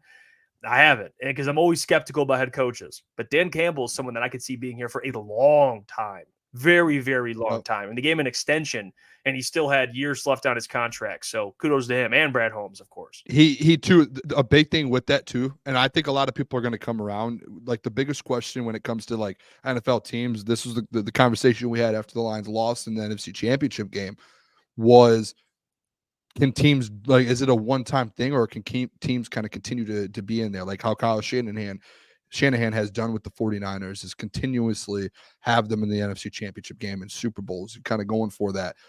I think after this year, if Dan Campbell's able to take this team back to an NFC Championship game at the minimum and win another NFC North, I think that's where he starts to get a lot more credit around the NFL and around the league, to where people start putting them top 5 ahead of coach, because you're able to put it back to back. And that's like the biggest question is, hey, can a coach stay consistent?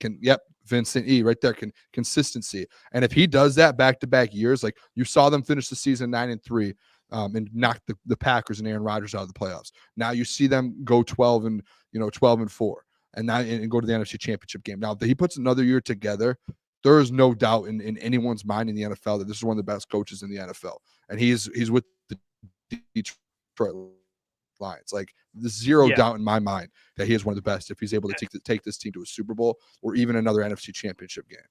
I'm not gonna lie to you guys either. When he had his first speech and he did the kneecaps thing, like I was like, oh geez, like I don't know about that. Like I got it partially. Like I'm like, okay, because his players are gonna love that. Like I think the players laugh, but they're also like, I like this. He's like he's a former player. He's speaking from a player's perspective. There was some skeptic. Like I think his personality how he's just, it looks like when it's game time, it's game time. But outside of it, Dan likes to just have fun, and he's himself, and he's comfortable within his own skin. That like people, it's hard to like understand that, because you see like Sean McVay and Kyle Shanahan, these gurus, and then you have Dan Campbell, and he's like the most, like he makes fun of himself sometimes, and you have Pat McAfee making fun of him. Like he's easy to like not take serious, but I think he likes that. Like I think he likes being the guy that people look at and they're like, this guy's just all muscle. Like he doesn't know. He likes being that the underdog, I guess, in a way, because the team kind of replicates that when they play football. So he continues to surprise me, man. Even the fourth down stuff. Like I got to a point where I'm like, fuck it. Dan Campbell's going for it. We're going for it. Yeah, Crazy Clown said it best. I honestly didn't mind it because it was the complete opposite of Patricia. Like Patricia made my blood boil just watching him on the sideline. When he would roll around on that fucking go-kart around the practice field, like, dude, like to your point, like you're losing games. You're 3-13. You're what they were 4-12, like whatever they were. And you're riding around at practice in a fucking golf cart like that. You lose the locker room just like that. And that's why they'll even send Bob Quinn out there with them too, because they're like, well, you're the one that hired this guy and he was a complete laughing stock and no one believes in him, not even you. So I didn't even mind the Dan Campbell stuff. Yeah, and I agree with this, Vincent, too. Coaching tree, I'm telling you, Campbell's going to have a coaching tree. He's very good, which is an underrated part of being a head coach, is finding good assistants. And actually, there's been coaches that have not figured that out and gotten fired. So it's an undervalued trait of any head coach. If you can hire the right assistants and consistently hit on getting the right coaches, it's super important. Now, ideally, if you have a guy like Sean McVay or Kyle Shanahan, you don't have to worry about assistants. But Dan, even though he's not those guys, in terms of how he's portrayed, I'm not saying he doesn't know as much football as those guys. I think he does. But those guys come off as these absolute gurus. But Dan knows ball, but he also knows humans, and he knows how to read, like, okay, this guy, like Ben Johnson or grooming Tanner Engstrand to be the next coordinator. Like, I think they like Tanner, and he's comfortable with him. And same with all the assistants he has around him. Like the dude knows how to find good coaches. So I don't worry about that at all. He almost had two head coaches come out this year. Like Aaron Glenn interviewed for multiple jobs. Ben Johnson, like he's gonna get multiple guys out there in the next 2 years. That's the Tanner thing. I don't remember. Did we talk about the Tanner Engstrand thing on the show last week? How I think we briefly mentioned it, but not really. So like I mean, Tanner's going to be a guy, and you called that early on. Like I'll put a guarantee on it. When Ben Johnson leaves, I will bet someone, I don't know how much, but I will bet someone a pizza or something that Tanner Engstrand will be the Detroit Lions' next OC. Like I think that's like one of the biggest locks of all time. Let's play this clip. Dan Campbell speaking about kind of the expectations, and he spoke to the media today. We have some clips. We'll get to the clip about the nickel, Iffy potentially playing some nickel. I know you like that, Klotz. We'll get to that in a second. But here's the expectations. How does he handle it? So on and so forth. Coaching the Lions. But let's hear from Dan Campbell. I would say, like we have every year. The most important thing is that they understand what it took to get to where we were at even last year. And just because we got to that point doesn't mean anything. So we start over. Now, we've got the core group. We've gotten a little bit better. Brad's done an unbelievable job adding the talent, but it starts over with the work. And so there is no complacency. There is no entitlement. We go back to work. And that is the focus. Because if you don't work, it doesn't matter. So we put back in the work. I love that. It's just the work. Put the work in. Yeah, got it. So, yeah, no, he's right. And the complacency is probably one of the biggest reasons. Injuries, of course, factor in of teams falling short of what they desire in the postseason. But complacency definitely is one of those things. Like teams that just assume we're going to get there, and then they don't. Do you remember the overreaction of fans, like when Dan said like we might not get back there next year or whatever the comment was he made? Yeah, and like the fans were like, "Oh my gosh, like we're not going to ever make it back." Like Dan Campbell said I love it. Like, that. I love and like rival fans were like, "Oh, look at your coach doesn't even believe in you." It's like, no, look, listen to what he's saying today too. Like it takes work to get there. Like you're not just going to say, "Hey, here you go." Like they worked last year. You have to work to another level, not just to get there again, but like to actually win the game and go to the Super Bowl. Like it takes that much more. So like they know it. And the thing was the conversation that we had. I remember walking in Detroit after the game, and Jeff, I remember like it was yesterday. and just being like, there is no chance on this world that Dan Campbell would ever let a team not get back there next year. Like, this guy is going to make sure this team works, and he is like right back in the same position next year. Like, I don't see it happening to where he slips up at all, and he doesn't, unless there's like again, a big injury or something.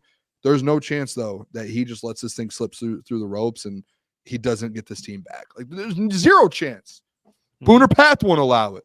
No one will allow it.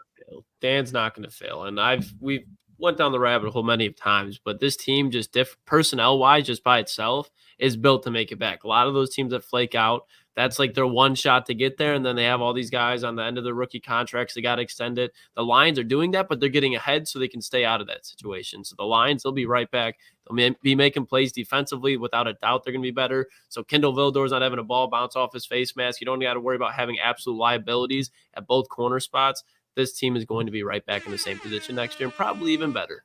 Let's go. I wanted to hit that air horn. That was really no, that was air horn. Super That was air Bowl. horn worthy.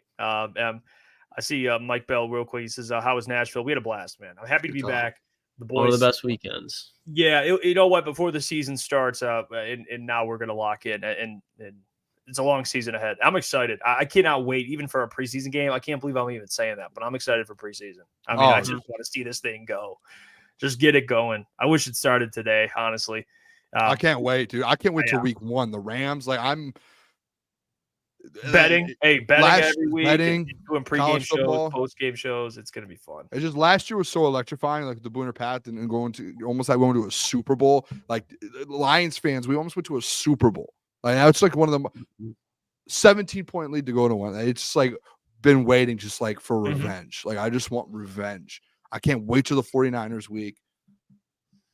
I can't either. I mean, let's listen to Dan, because Dan mentioned too how Iffy's been playing a little in the slot. Thought it was interesting, just trying guys out at different positions. That's what training camp's for, you know. And let's hear from Dan Campbell about that nickel spot. But we'll play this clip here. I think everything you just listed is important. You know, certainly you want to see how the guys that you're counting on, are they still responding? Do they still have that? You know, do they still have it? Some of these guys, you want to just verify that. But then, yeah, the nickel position is big. I mean, between Amik and E-Man, and we may give Iffy some reps there. You know, that's one. The receiver position, you mentioned it, Fountain and DPJ. You know, Caden Davis. I mean, there's some guys here. Certainly, we know what TK is. You know, and then some of these young linemen. You know, Kingsley, Hud. You know. I mean, there's a number of these guys that we got to find out about.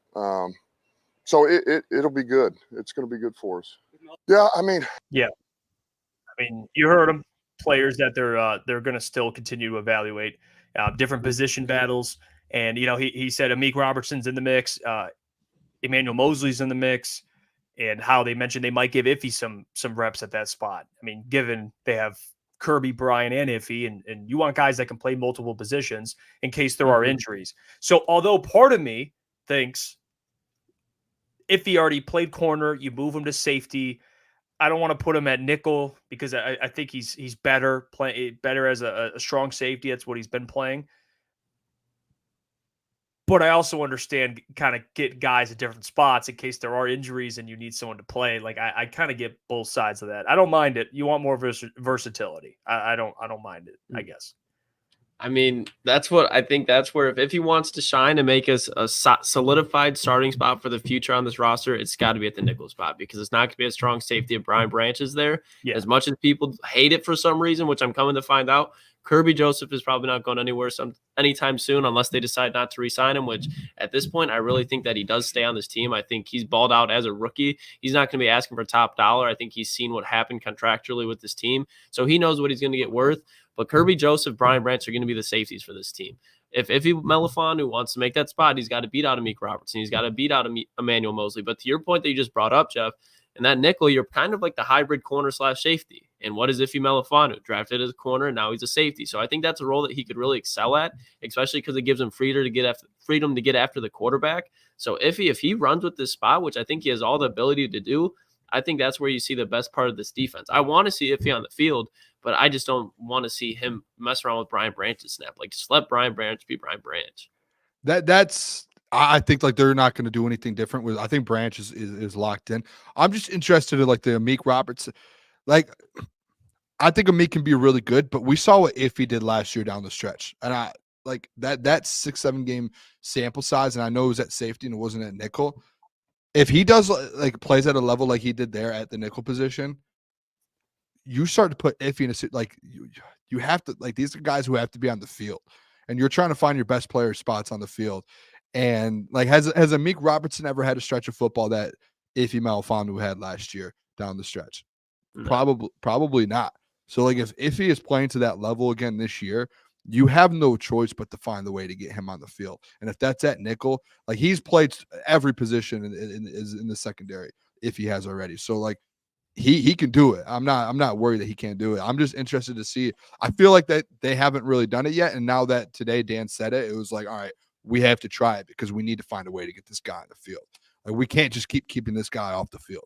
So I think that was why today he said like they're finally going to try to throw him at nickel. You know who it Rakestraw. That takes, I think now all of a sudden Rakestraw's out with the nickel. I think Rakestraw ends up being the guy to where if Carlton or Terrion goes out, he's first man out. Like, if they're out for a game or something happens, because we saw that last year all the time. The corners were getting hurt, and you're just rotating through guys. I think Rakestraw ends up just being next man off the bench when it comes to that. That'll be interesting to see. I think just honestly, the next best defensive back is going to be playing nickel. Like, Rakestraw can definitely play on the outside, but he's going to excel on the inside, especially like we said, where Brian Branch was. Like, he just flies the ball, and those guys they just tend to do better at that nickel spot. Rakestraw, I think in the future, he's definitely going to be the nickel for this defense. But to your point, Booner, this year, he might be pushing for his competition on the outside, but he's definitely still going to play some nickel. And I think you agree with that as well. Yeah. It's just weird. It's a deep room, like those guys, especially with Mosley healthy back now. Yeah, I mean, and you want your best players out there. I think that's the biggest argument, to have a lineup of Kirby, Iffy, and Brian Branch. I mean, those are it's not just that, yeah, they play safety, but they're some of your best secondary players, like point blank period. So I don't mind kind of cross training guys and getting guys playing different positions. I mean, Brian Branch is just so good. He can play at nickel. He can play at trunk safety. Kirby, I think we agree there, Klotz. He's true. He's a true free safety. You're not moving him around. So unless you're subbing Iffy in because Amik is that good at nickel, like I can see Iffy, because again, he can do it all too. I mean, we just broke down what was it, 3 weeks ago of him talking about AG and how his ability to get after the quarterback was, AG but taught him all the tricks and he excelled at that. So making plays near the line of scrimmage, I think he would. That's, I mean, 6'3", big. I don't know. I like a guy like him with his length. I'd prefer him out in coverage. I mean, even the Malik Neighbors catch today, like it was pretty good coverage. It was just a better play. Great catch. But and he's going to be guarding smaller guys. But again, I don't hate. I think he has the athleticism to play it, and he can make plays in the run game. So I don't really hate it. And you're going to have a competition there. Ennis Rakestraw, Amik, Emmanuel Mosley. Like it's a battle at nickel. It's going to be a complete battle.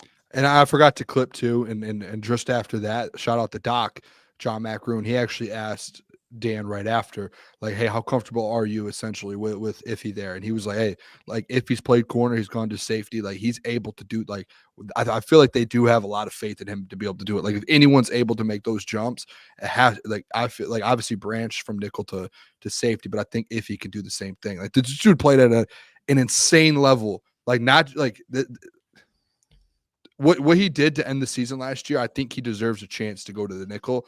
Like, you can't just say, hey, you're coming off the bench now. Like, you have to give this guy some sort of chance after what he did for you down the stretch last year and what he showed, like how good of a player he is. I think you just have to say, look at it and be like, hey, we have to give this guy an opportunity. Like, we have to. Like, let him compete.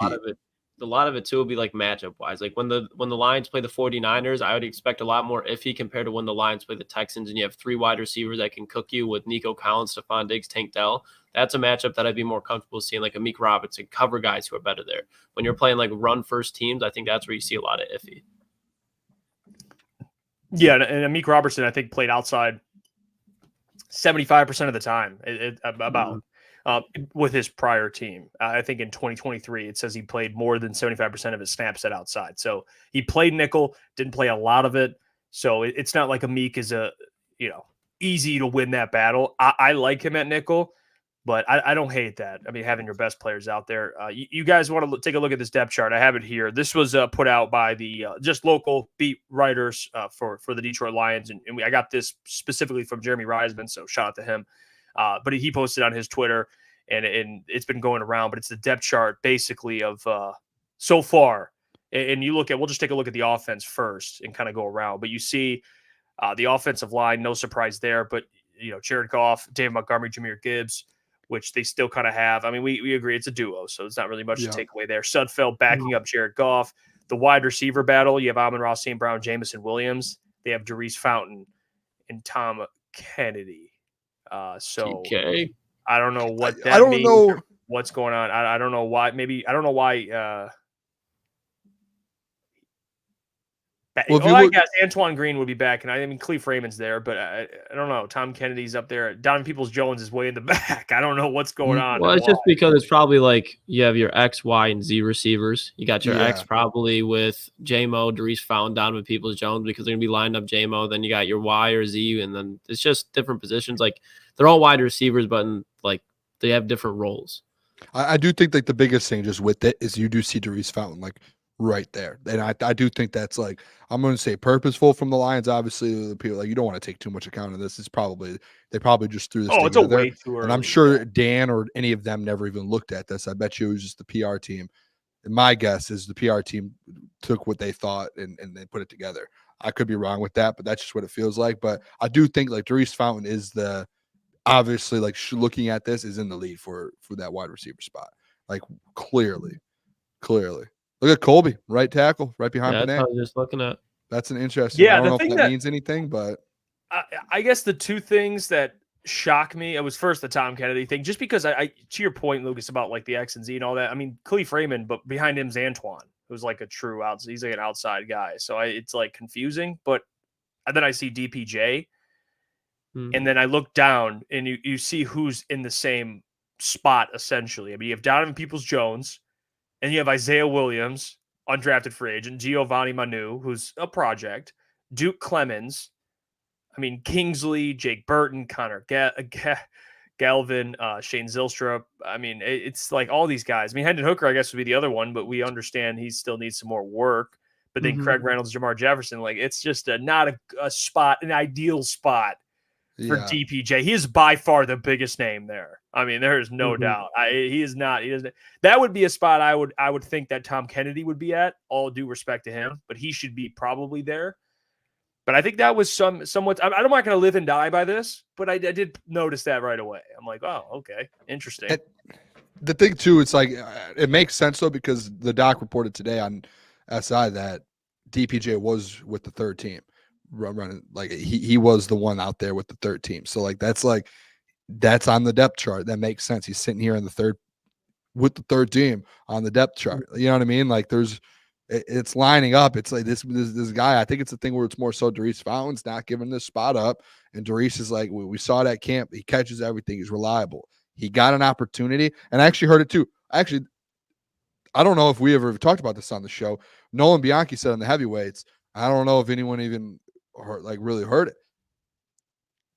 DPJ, did he fail his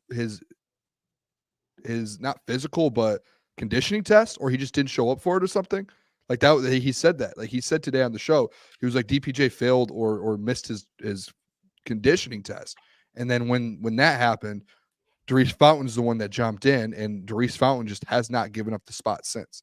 So like that's something that I don't think we talked about on this show at all. I thought that was interesting. I don't know if that was like something that's been reported officially. I have not seen it, but he said that on the show today. And I was like, I did not know that at all. Like I thought DPJ just wasn't showing out. So he missed or he failed his conditioning test. Okay, so I have that here. I want to break. I just looked it up. So Sports Illustrated wrote about it, and Detroit News with Nolan. Okay, how long ago was that? Because I don't remember that at all. It was talked about in July, but it was wrote about in the Detroit News 3 days ago. Because I believe that was Nolan too. But okay, yeah, he does a great job. But here's Sports Illustrated talked about it, but every year the Lions do a conditioning test because remember what Dan Campbell always says, stay in shape. That's one of the biggest things. So they do conditioning tests every year. And it's been reported that Donovan Peoples-Jones, I believe, failed his. So he showed up a day late. So, he that's showed up a day late because of a failed conditioning test. So he was good the next day, but it took him. He wasn't ready when he needed to be ready. I mean, that's what matters. And that's where Dries Fountain jumps in. He gets that spot, and we saw he doesn't give it up. He says, "Hey, I'm here. I'm not going to drop passes. I'm going to be consistent, and I'm not going to give it back to DPJ." It's like that small slip up. Klotz, I don't know if you saw the running back the depth chart. I know we have to do the defense, but before the defense, the running backs. Can we pull back up real quick? Craig's the third guy there. And I think Jamar Jefferson was 4. Or no, I'm not. No, he's not actually surprised. I mean, especially with all these guys, like you know what Craig Reynolds is. I think he's a guy that even if Vaki were to look really good in camp, like Craig Reynolds that's the third string running back for this team until proven otherwise. And then Zonovan Knight has been there. Jamar Jefferson has been there. Vaki and Jake Funk. It's their first team with the first camp with the team. I think Vaki. I mean, I'm not looking to see Vaki get too many carries this season. I think he's just going to be a guy that's going to be shown out on special teams. They look developed to be kind of like when it's the Jahmyr Gibbs show. Eventually, that day's going to come. He's a guy that they can kind of piece with them to give another threat out of the backfield. Not for the next 2 to 3 years, though. I think that doesn't means really surprise me Vaki. that much. Yeah, I think with the preseason games like Reynolds, Vaki, Zonovan Knight, and Jamar Jefferson are going to be that's going to be the battle. Yeah. You got to give that man some carries. I just put the ball in his hands. I just want to see him make plays. That's all I want to see from Vaki. I mean, they're going to cut some of these running backs. I think Zonovan Knight goes back on the practice team, or practice squad. I think Jamar Jefferson potentially too, but I Jake Funk, he's going to get cut. Sorry, or Klotzy. Yeah, Jake Funk, the Jake Funk show. Yeah, Boy, you were asleep.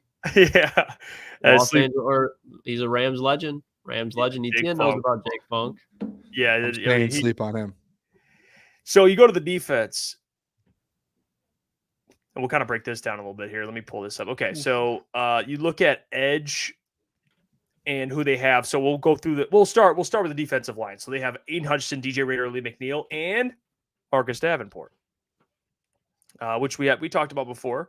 And then Levi Onwuzurike, he is backing up DJ Reader. So he is kind of like, again, if DJ Reader's out week 1, you kind of now at this point, you kind of know, well, I mean, and we've known this, but now you see it on paper that Levi's probably going to be the first one in. But James Houston, Josh Pascal playing on the edge, Kyle Pecco actually ahead of Broderick. Not that I'm buying all this stock I like of this depth chart like it's the Bible, but Kyle Pecco I haven't really seen a lot about him, but apparently coaches like him, and Terrell Williams likes him a lot.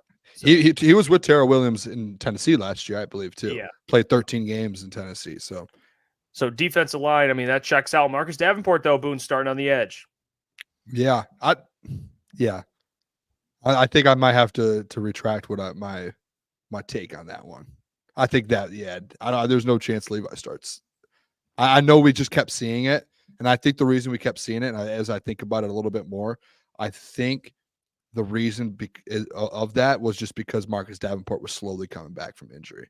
And I might have just taken a little too much, like, oh, here we go, boys, Levi. Oh, here we go. Yeah, I mean, hey, put it all together. There could be situations where we see Levi O out there as like a 5-tech or something where he's kind of playing that edge role, that tweener role. But when you have guys like even Marcus Davenport, and I think Josh Pascal would give you more of a presence, but specifically on the edge, like I said, Levi could go out there, but I don't think that's in a position where he's going to thrive in by any means. Yeah. It is interesting too, guys, that and when we were there, this might be another like the Kyle Pecco thing.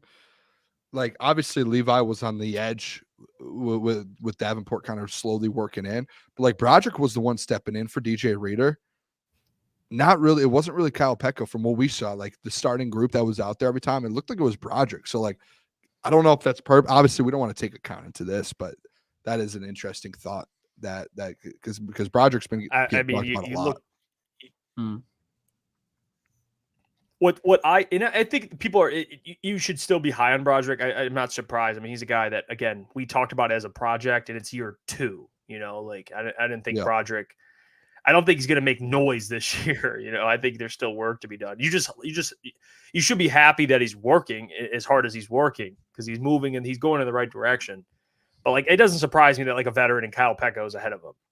Like I'm not shocked by that. I'm not concerned by that either.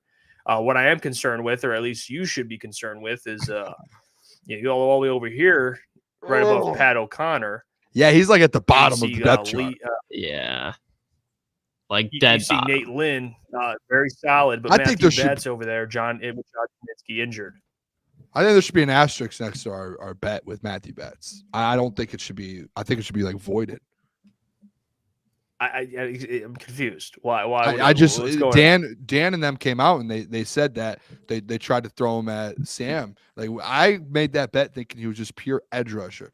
No Sam linebacker, nothing like that. And they started throwing all these things at him. Like if I would have known they were going to throw a million things at him, I would have said, yeah, there's no way he's going to be able to handle all that. He's come from the CFL. We should have known that. And they threw all these things at him, and now he's at the bottom of the depth chart because he went through all these different. So you're things. saying the coaching staff mismanaged him? Is that what you're saying? I don't know. I just think, hey, there might a coaching staff that we also give credit for developing players. Oh, okay, Jeff. If you're trying to come at me for calling them out, Dan Campbell said it. Dan Campbell's Dan Campbell, and he admits when he was wrong, and he came out and said we threw too much at him. We had to take a step back with him because we gave him way too much. So if Dan Campbell can admit he's wrong, Boone, don't you think it's time that you can as well, possibly? I got to see what happens first. We got to watch at least Thursday. Let's see what happens. So then no asterisk by the bet. No asterisk by the bet. Comes out and just absolutely has like 2 sacks and a 4 or 3 sacks. Remember last year, Julian Okoye came out with like 2 sacks. Everyone was like, I think it was Julian. Yeah, no, it was. He did. Right? Both of them had a day. We were at the game. He had like 2.5 sacks the first preseason game. And everyone's like, oh my gosh, Julian's back. And then like, it really was. He's back. People were saying, all right, not back, but they're like, hey, Julian's here. Like, yeah, back like he was here at some point. Like By the way, I will honor the bet. I'm not gonna. I see people in the chat being like, Booner, let's be real here. I will honor it. If you give me a pizza, you're having we're eating the pizza. Like, we're eating it together. I'm just paying for the pizza. Now, I always honor my bets, dude. I always will. I just disappointing what happened with Matthew Betts. Like he was on track. They was on track. Look at Jack Campbell there, though. Let's talk about that. Jack Campbell and Anzo. How about that? Sorry, I just had to play that. Yeah, Jack Campbell. He's on there with Anzo. I see that. Derek Barnes, Malcolm Rodriguez. You know what? I real quick, I just got to add this in, and this stood out to me. And I saw Steven say something, and me and him are on the same page here. He said, "I'm the only one hoping Gilmore passes Vildor on the depth chart." Like I looked at this, and I'm like, "Come on, Steven. You got it in you. You can see the finish line. You can see the finish line." Yes, I'm with you, Steven. I love Steven Gilmore. And I think Kendall Vildor, he should be depth. And I'm not talking about the same. He's not chilling. He shouldn't be chilling there with Dennis Rakestraw. I think it should be Stephen Gilmore. I think he'll show that. Hope so. He's got to take the step forward, like Dan said. Like you have to. You can't just. He's got instincts, which I like. I like that. He's a developmental player. Like if you're a development guy and you're not taking that big step forward to be like, hey, we could really put you in the roster in the rotation, you're probably not going to make like big jumps. And we've been to training camp. Did you guys mention Stephen Gilmore's name at all in 2 days? No one did. I think Doc did though. Doc brought it up too. Said that he's been looking really good. Yeah, because I asked the question because he had the Lions were posting footage of him looking really good in coverage, and that was guarding. I think he was on the threes. I think he might have been with the threes, but he was. That's what you want to see. You'd rather him shine against the threes than get cooked against the threes. You want him to show that. So, yeah, it's interesting. I mean, corner, nothing really surprising there. At nickel, Amik Robertson, Emmanuel Mosley. I mean, nothing surprising. I think the thing I look at, and again, I said this 3 times. I'll say it again. This isn't the official depth chart for week 1. All right. But this is to kind of give you an idea. Brian Branch and Kirby Joseph starting at safety. Like, I think that's one of the things I looked at. I was like, oh, interesting. Okay. Because you see Dan giving you the hint. They want to play Iffy at nickel and kind of try him out there. Why would they do that, fellas? Because they want to get him on the field. Yep. You know what why? Think about that for a second. You're like, because if they knew he was playing safety, they'd be like, oh no, he'll play safety, he'll be good. They kind of know. I think at this point you're starting to get that feeling that it's going to be Brian Branch and Kirby Joseph week 1 at safety. That's where I'm trending at least. He should be. Yeah, he's in the first team there, and he has been like on and off coming back from injury, and they still have him there.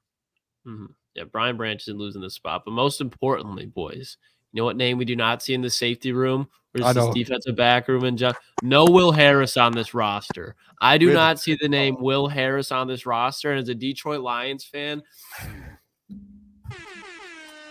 I can breathe. I have more confidence in Brandon Joseph going out there, who didn't play at all in his rookie year out of Notre Dame, and making a play over Will Harris. Will Harris, great guy, did a lot for the community while in Detroit, but on the field, man, that was brutal to watch. Absolutely brutal.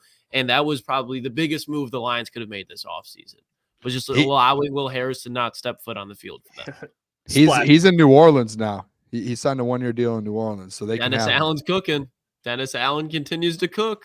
Hey, Jeff, can you throw the depth chart up one more time? Is it too late? You still have it?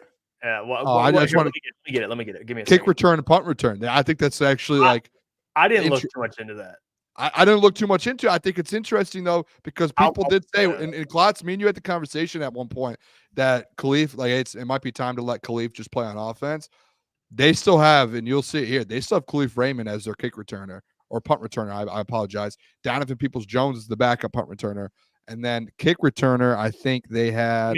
Let me see. I'll put it out the way. It is Craig Reynolds, but Reynolds and I can't Khalil Dorsey is the which backup. That's where I was like, they're gonna maybe that's what.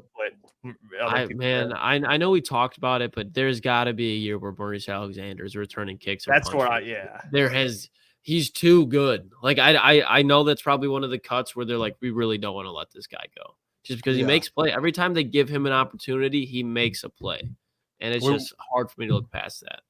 We saw him. We were live last year, I think, when he ran like a kick return or a punt return back. Yeah, and he had he had another great return too. It just didn't go to the house.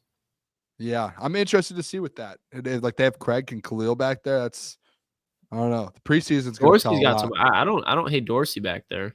I'm a Khalil Dorsey fan. He used to be a fan of the last show I was on, and he was a fan of us. So yeah, I support Khalil Dorsey. He knows the Booner Pat, a part of the Booner Pat. Yeah, I don't like this. I don't think that's why I'm not looking too much into it. Like, I don't think Khalif Raymond and Craig. I don't mind Khalif, even though I don't know if they'll. Depends. I mean, it depends on who they cut. If they cut Maurice Alexander, he's probably one of your better options. But I think you kind of need Khalif depending on what the wide receiver core looks like. And Craig Reynolds, I don't like him returning kicks, especially with the new rule. It's just safe. You know he's not going to fumble. That's what I don't care about. Yeah, I guess that's true. He just doesn't have probably the ideal burst. Like, he's not going to get up and down the field to get you good field position. Like, he's probably running like a 4.5 40 or something like that. But it's like solid. I get what you're saying. You know, he ain't running no 4.5. He ain't running no 4.5. 4.6. Vaki's running a 4.6. Craig Reynolds probably like 4.6, 4.7. Yeah. Damn. Good at everything. He's a good blocker. Hey, I'm giving him a good blocker. Very good blocker. Yeah, it's not like I'm trying to discredit him, but he's got some limits. He's got a ceiling and a floor just like everybody else. I think his just floor is a little bit higher and ceiling a little bit lower. That's fair. I don't hate that at all. But yeah, we'll move on here. We'll get to mailbag. Get your questions ready. Anything. It could be drop them. Related. Doesn't really matter. We'll start with Vincent. Mailbag. Could you see our defense being top 10 this season? Yeah, I think I could definitely see the situation. I think they're going to be right on that bubble. I think they'll be, like I said, I'm not going to look into the stats and the yardage and where they rank up compared to other teams, because I just know if they take, what were they last year, 18th, 19th overall, if they take a significant jump, which they're going to do into that bubble, then they're going to be in a Super Bowl contention without a doubt. So that's all I care about. Yeah, I think the top 10 is fair. I think to the last day or so, I've realized a little bit, hey, we do like the secondary situation. Like, I really want to see what they look like. But if the secondary ends up being what people say they will be, and Hutch takes a step, and his linebackers are what they are, I really do think that they could be top 10. It's a big jump to make, but I think that you saw some stretches out of guys last year. Like, you do have a lot of pieces, and like with AG, I think AG is eventually going to get this defense right. I think that's this year too. So top 10, I think, is fair. I'm in between top 15 and top 10. I don't know what they'll be closer to. I would probably lean closer to top 10. But that makes it like, if you're asking me, will they be top 10? I'm like, oof.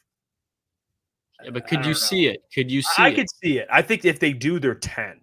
or maybe 9. I don't think they they're could be like a top 7 defense. Like I think we're just my opinion. I think it's expecting too much. You know, I wouldn't be like, I think expecting it being like they're going to do it. I think, okay, yeah, let's relax. Like they were 25th or whatever it was last year. Like I think 11, 12, but 13, like in that area. 10. I could see them jumping into 6, 7. Like I don't think that's that crazy.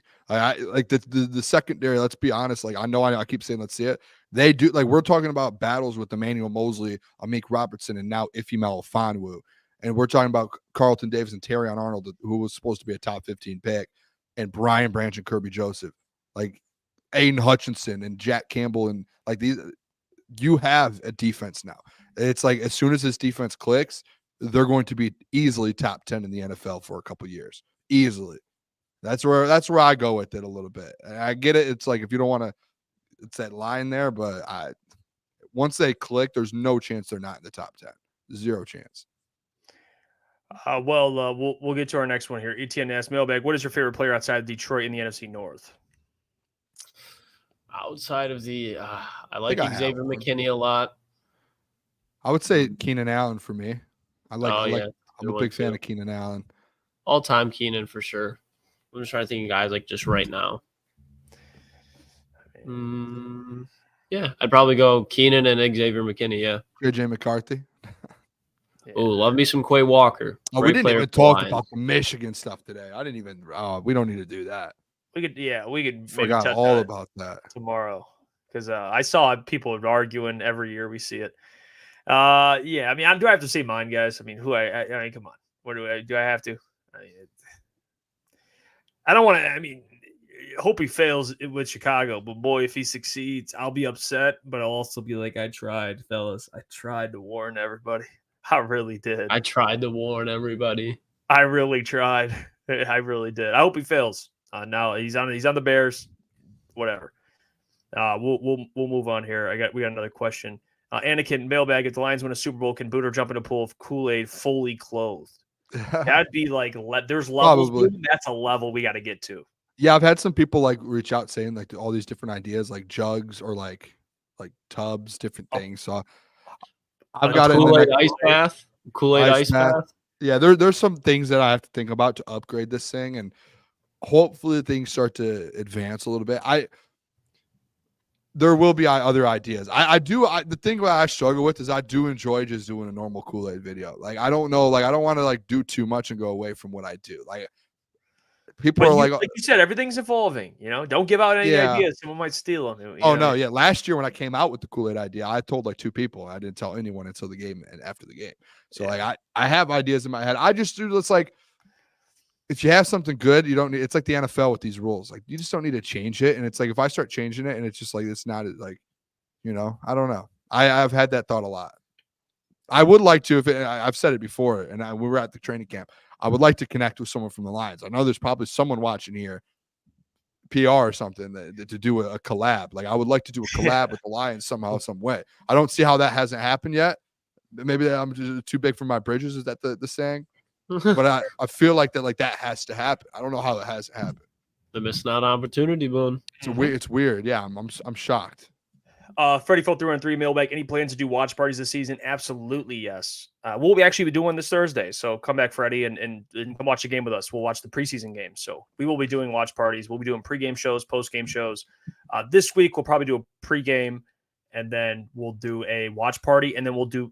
I don't want to do a postgame because we're going to talk about it tomorrow, the next day on our show. Yeah. So tune into that show to hear all our thoughts. But during the season, we're going to have pre-post, watch party, everything. We'll be doing during the season. We're going to be at like a what's a location? Like we'll be somewhere. Like preseason, we're going to be doing like over Zoom, like or not Zoom, but our platform here. And then the season we're going to will be in person. Yeah, for every game we'll have it, and so where we're all together. Yep. So it'll be like we're a couch and everything, and we'll be together doing it. Patrick says, if you could pick one prop to put units on every single week, what would it be? I'll go Gibbs TD. Oh, that's a good, interesting question. Amon-Ra St. Brown catches. Yeah, I think Amon-Ra St. Brown catches. Even Laporta yardage, because sometimes they'll have like 3 catches for 40 yards. Sometimes it'll be like 5 catches for 40 yards and a touchdown. But I think like him 25 yards to 40 yards, lock that in. Yeah, I'm with you guys. Those are probably the two good ones. Even Monty touchdown too. I think a good one. It's not. I don't know about every game, but most games is Jared Goff. If it's over 1.5 TDs passing, Yeah. he hits that like 80% of the games. But yeah, I like the Boone. I like yours, and I mean Amon-Ra's catches every week. Even if he had 50 yards, these dude's getting like 7 catches for 50 yards. So, but yeah, that'll be another thing in the pregame shows, betting, which Booner will be giving out some wins. Last year was like an all-time. I just started seeing everything, and I think I went like 16 straight bets and like 4 or 5 straight parlays for the Lions games. It was like unbelievable. Yeah, it was. I mean, you and Mike are going to be in your guys' bags this season, and then Klotzy hitting his lottery ticket. I mean, we're going to be locked in. So, and we'll be using BetUS because BetUS will take care of us. So, do you we need to make like a deal, like, or at least with me, Jeff. I want to make a deal with you. Like, if you take, like, if I come and I've hit. I was last year was you were hot. Yeah. But every time there was times where you would switch up one leg or this, that. Can we need to make like a deal, or we need to do something to where it's like you cannot touch it. Whatever I send you, you're locked in. You can't mess with it. Straight bets and parlays. It's like I see the board very, very well, especially the Detroit Lions. You always switch one and you're like, I'm like celebrating. You're like, oh, I didn't do that. I forgot. Or we need you to lock in on that. Fair? Can we make a deal or something? Okay. Well, I got to stop being skeptical and changing the bet. I understand that. I'll either add a leg or take a leg away or alter a leg. It's just, you know what? I got you, Boone. I promise. Because that last year, I felt like I was like, if we're losing, it's with your bet. We're losing your bet, and I'll take responsibility for it. But I don't lose often. Do not lose often. Yeah, Booner bets. There's Booner. There's Booner Path, and then there's Booner bets. Booner bets is a completely different human. Fair. Different human. By the way, J Rod says, "Are you guys doing a fantasy league with members?" Oh, we do need to figure something out with that. That is such a great idea, and I love J Rod. It's a great suggestion. We have a lot of members, so we'd have to figure out how we would set that up. Well, technically, we have no more members right now. I mean, YouTube. Shout out to you, a bunch of douchebags. But we, I can still check. I think who has memberships or had memberships, but regardless, we'll probably do something. We should with. We can even do like daily leagues too, where it's like everybody like you draft the team or you pick the players for that day. Oh, that's season long. It's a good idea. Yeah, we'll figure out something. We want to have an some sort of interaction, doing something with we'll have to like think about different. Maybe we get like a certain amount of members and we do a wheel for who's in the league, or I don't know.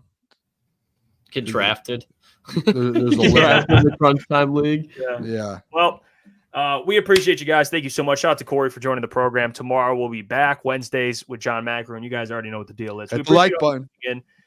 In iKing Horse really quickly. YouTube just having some issues. Memberships will be back up in October. I know it's 2 months away at this point, but the feds got us. Yeah, YouTube accusing us of something that it's ridiculous. And YouTube doesn't give out warnings. Sometimes they just say they just slap a. There's a rumor that we got reported by some people reported us. It's just a rumor. I don't know. It is what it is. Members will be back in October, so everything's paused until then. So you won't be getting charged for it. There's no super chats. So, yeah, it's all good. We're fighting through it. We love what we do. You guys can support us, continue to support us by tuning in every single day, telling your friends about us, buying merchandise, and, of course, checking out all our channel and all our content. Until tomorrow, we'll catch you guys. Have a great night. Stay blessed out there. Deuces.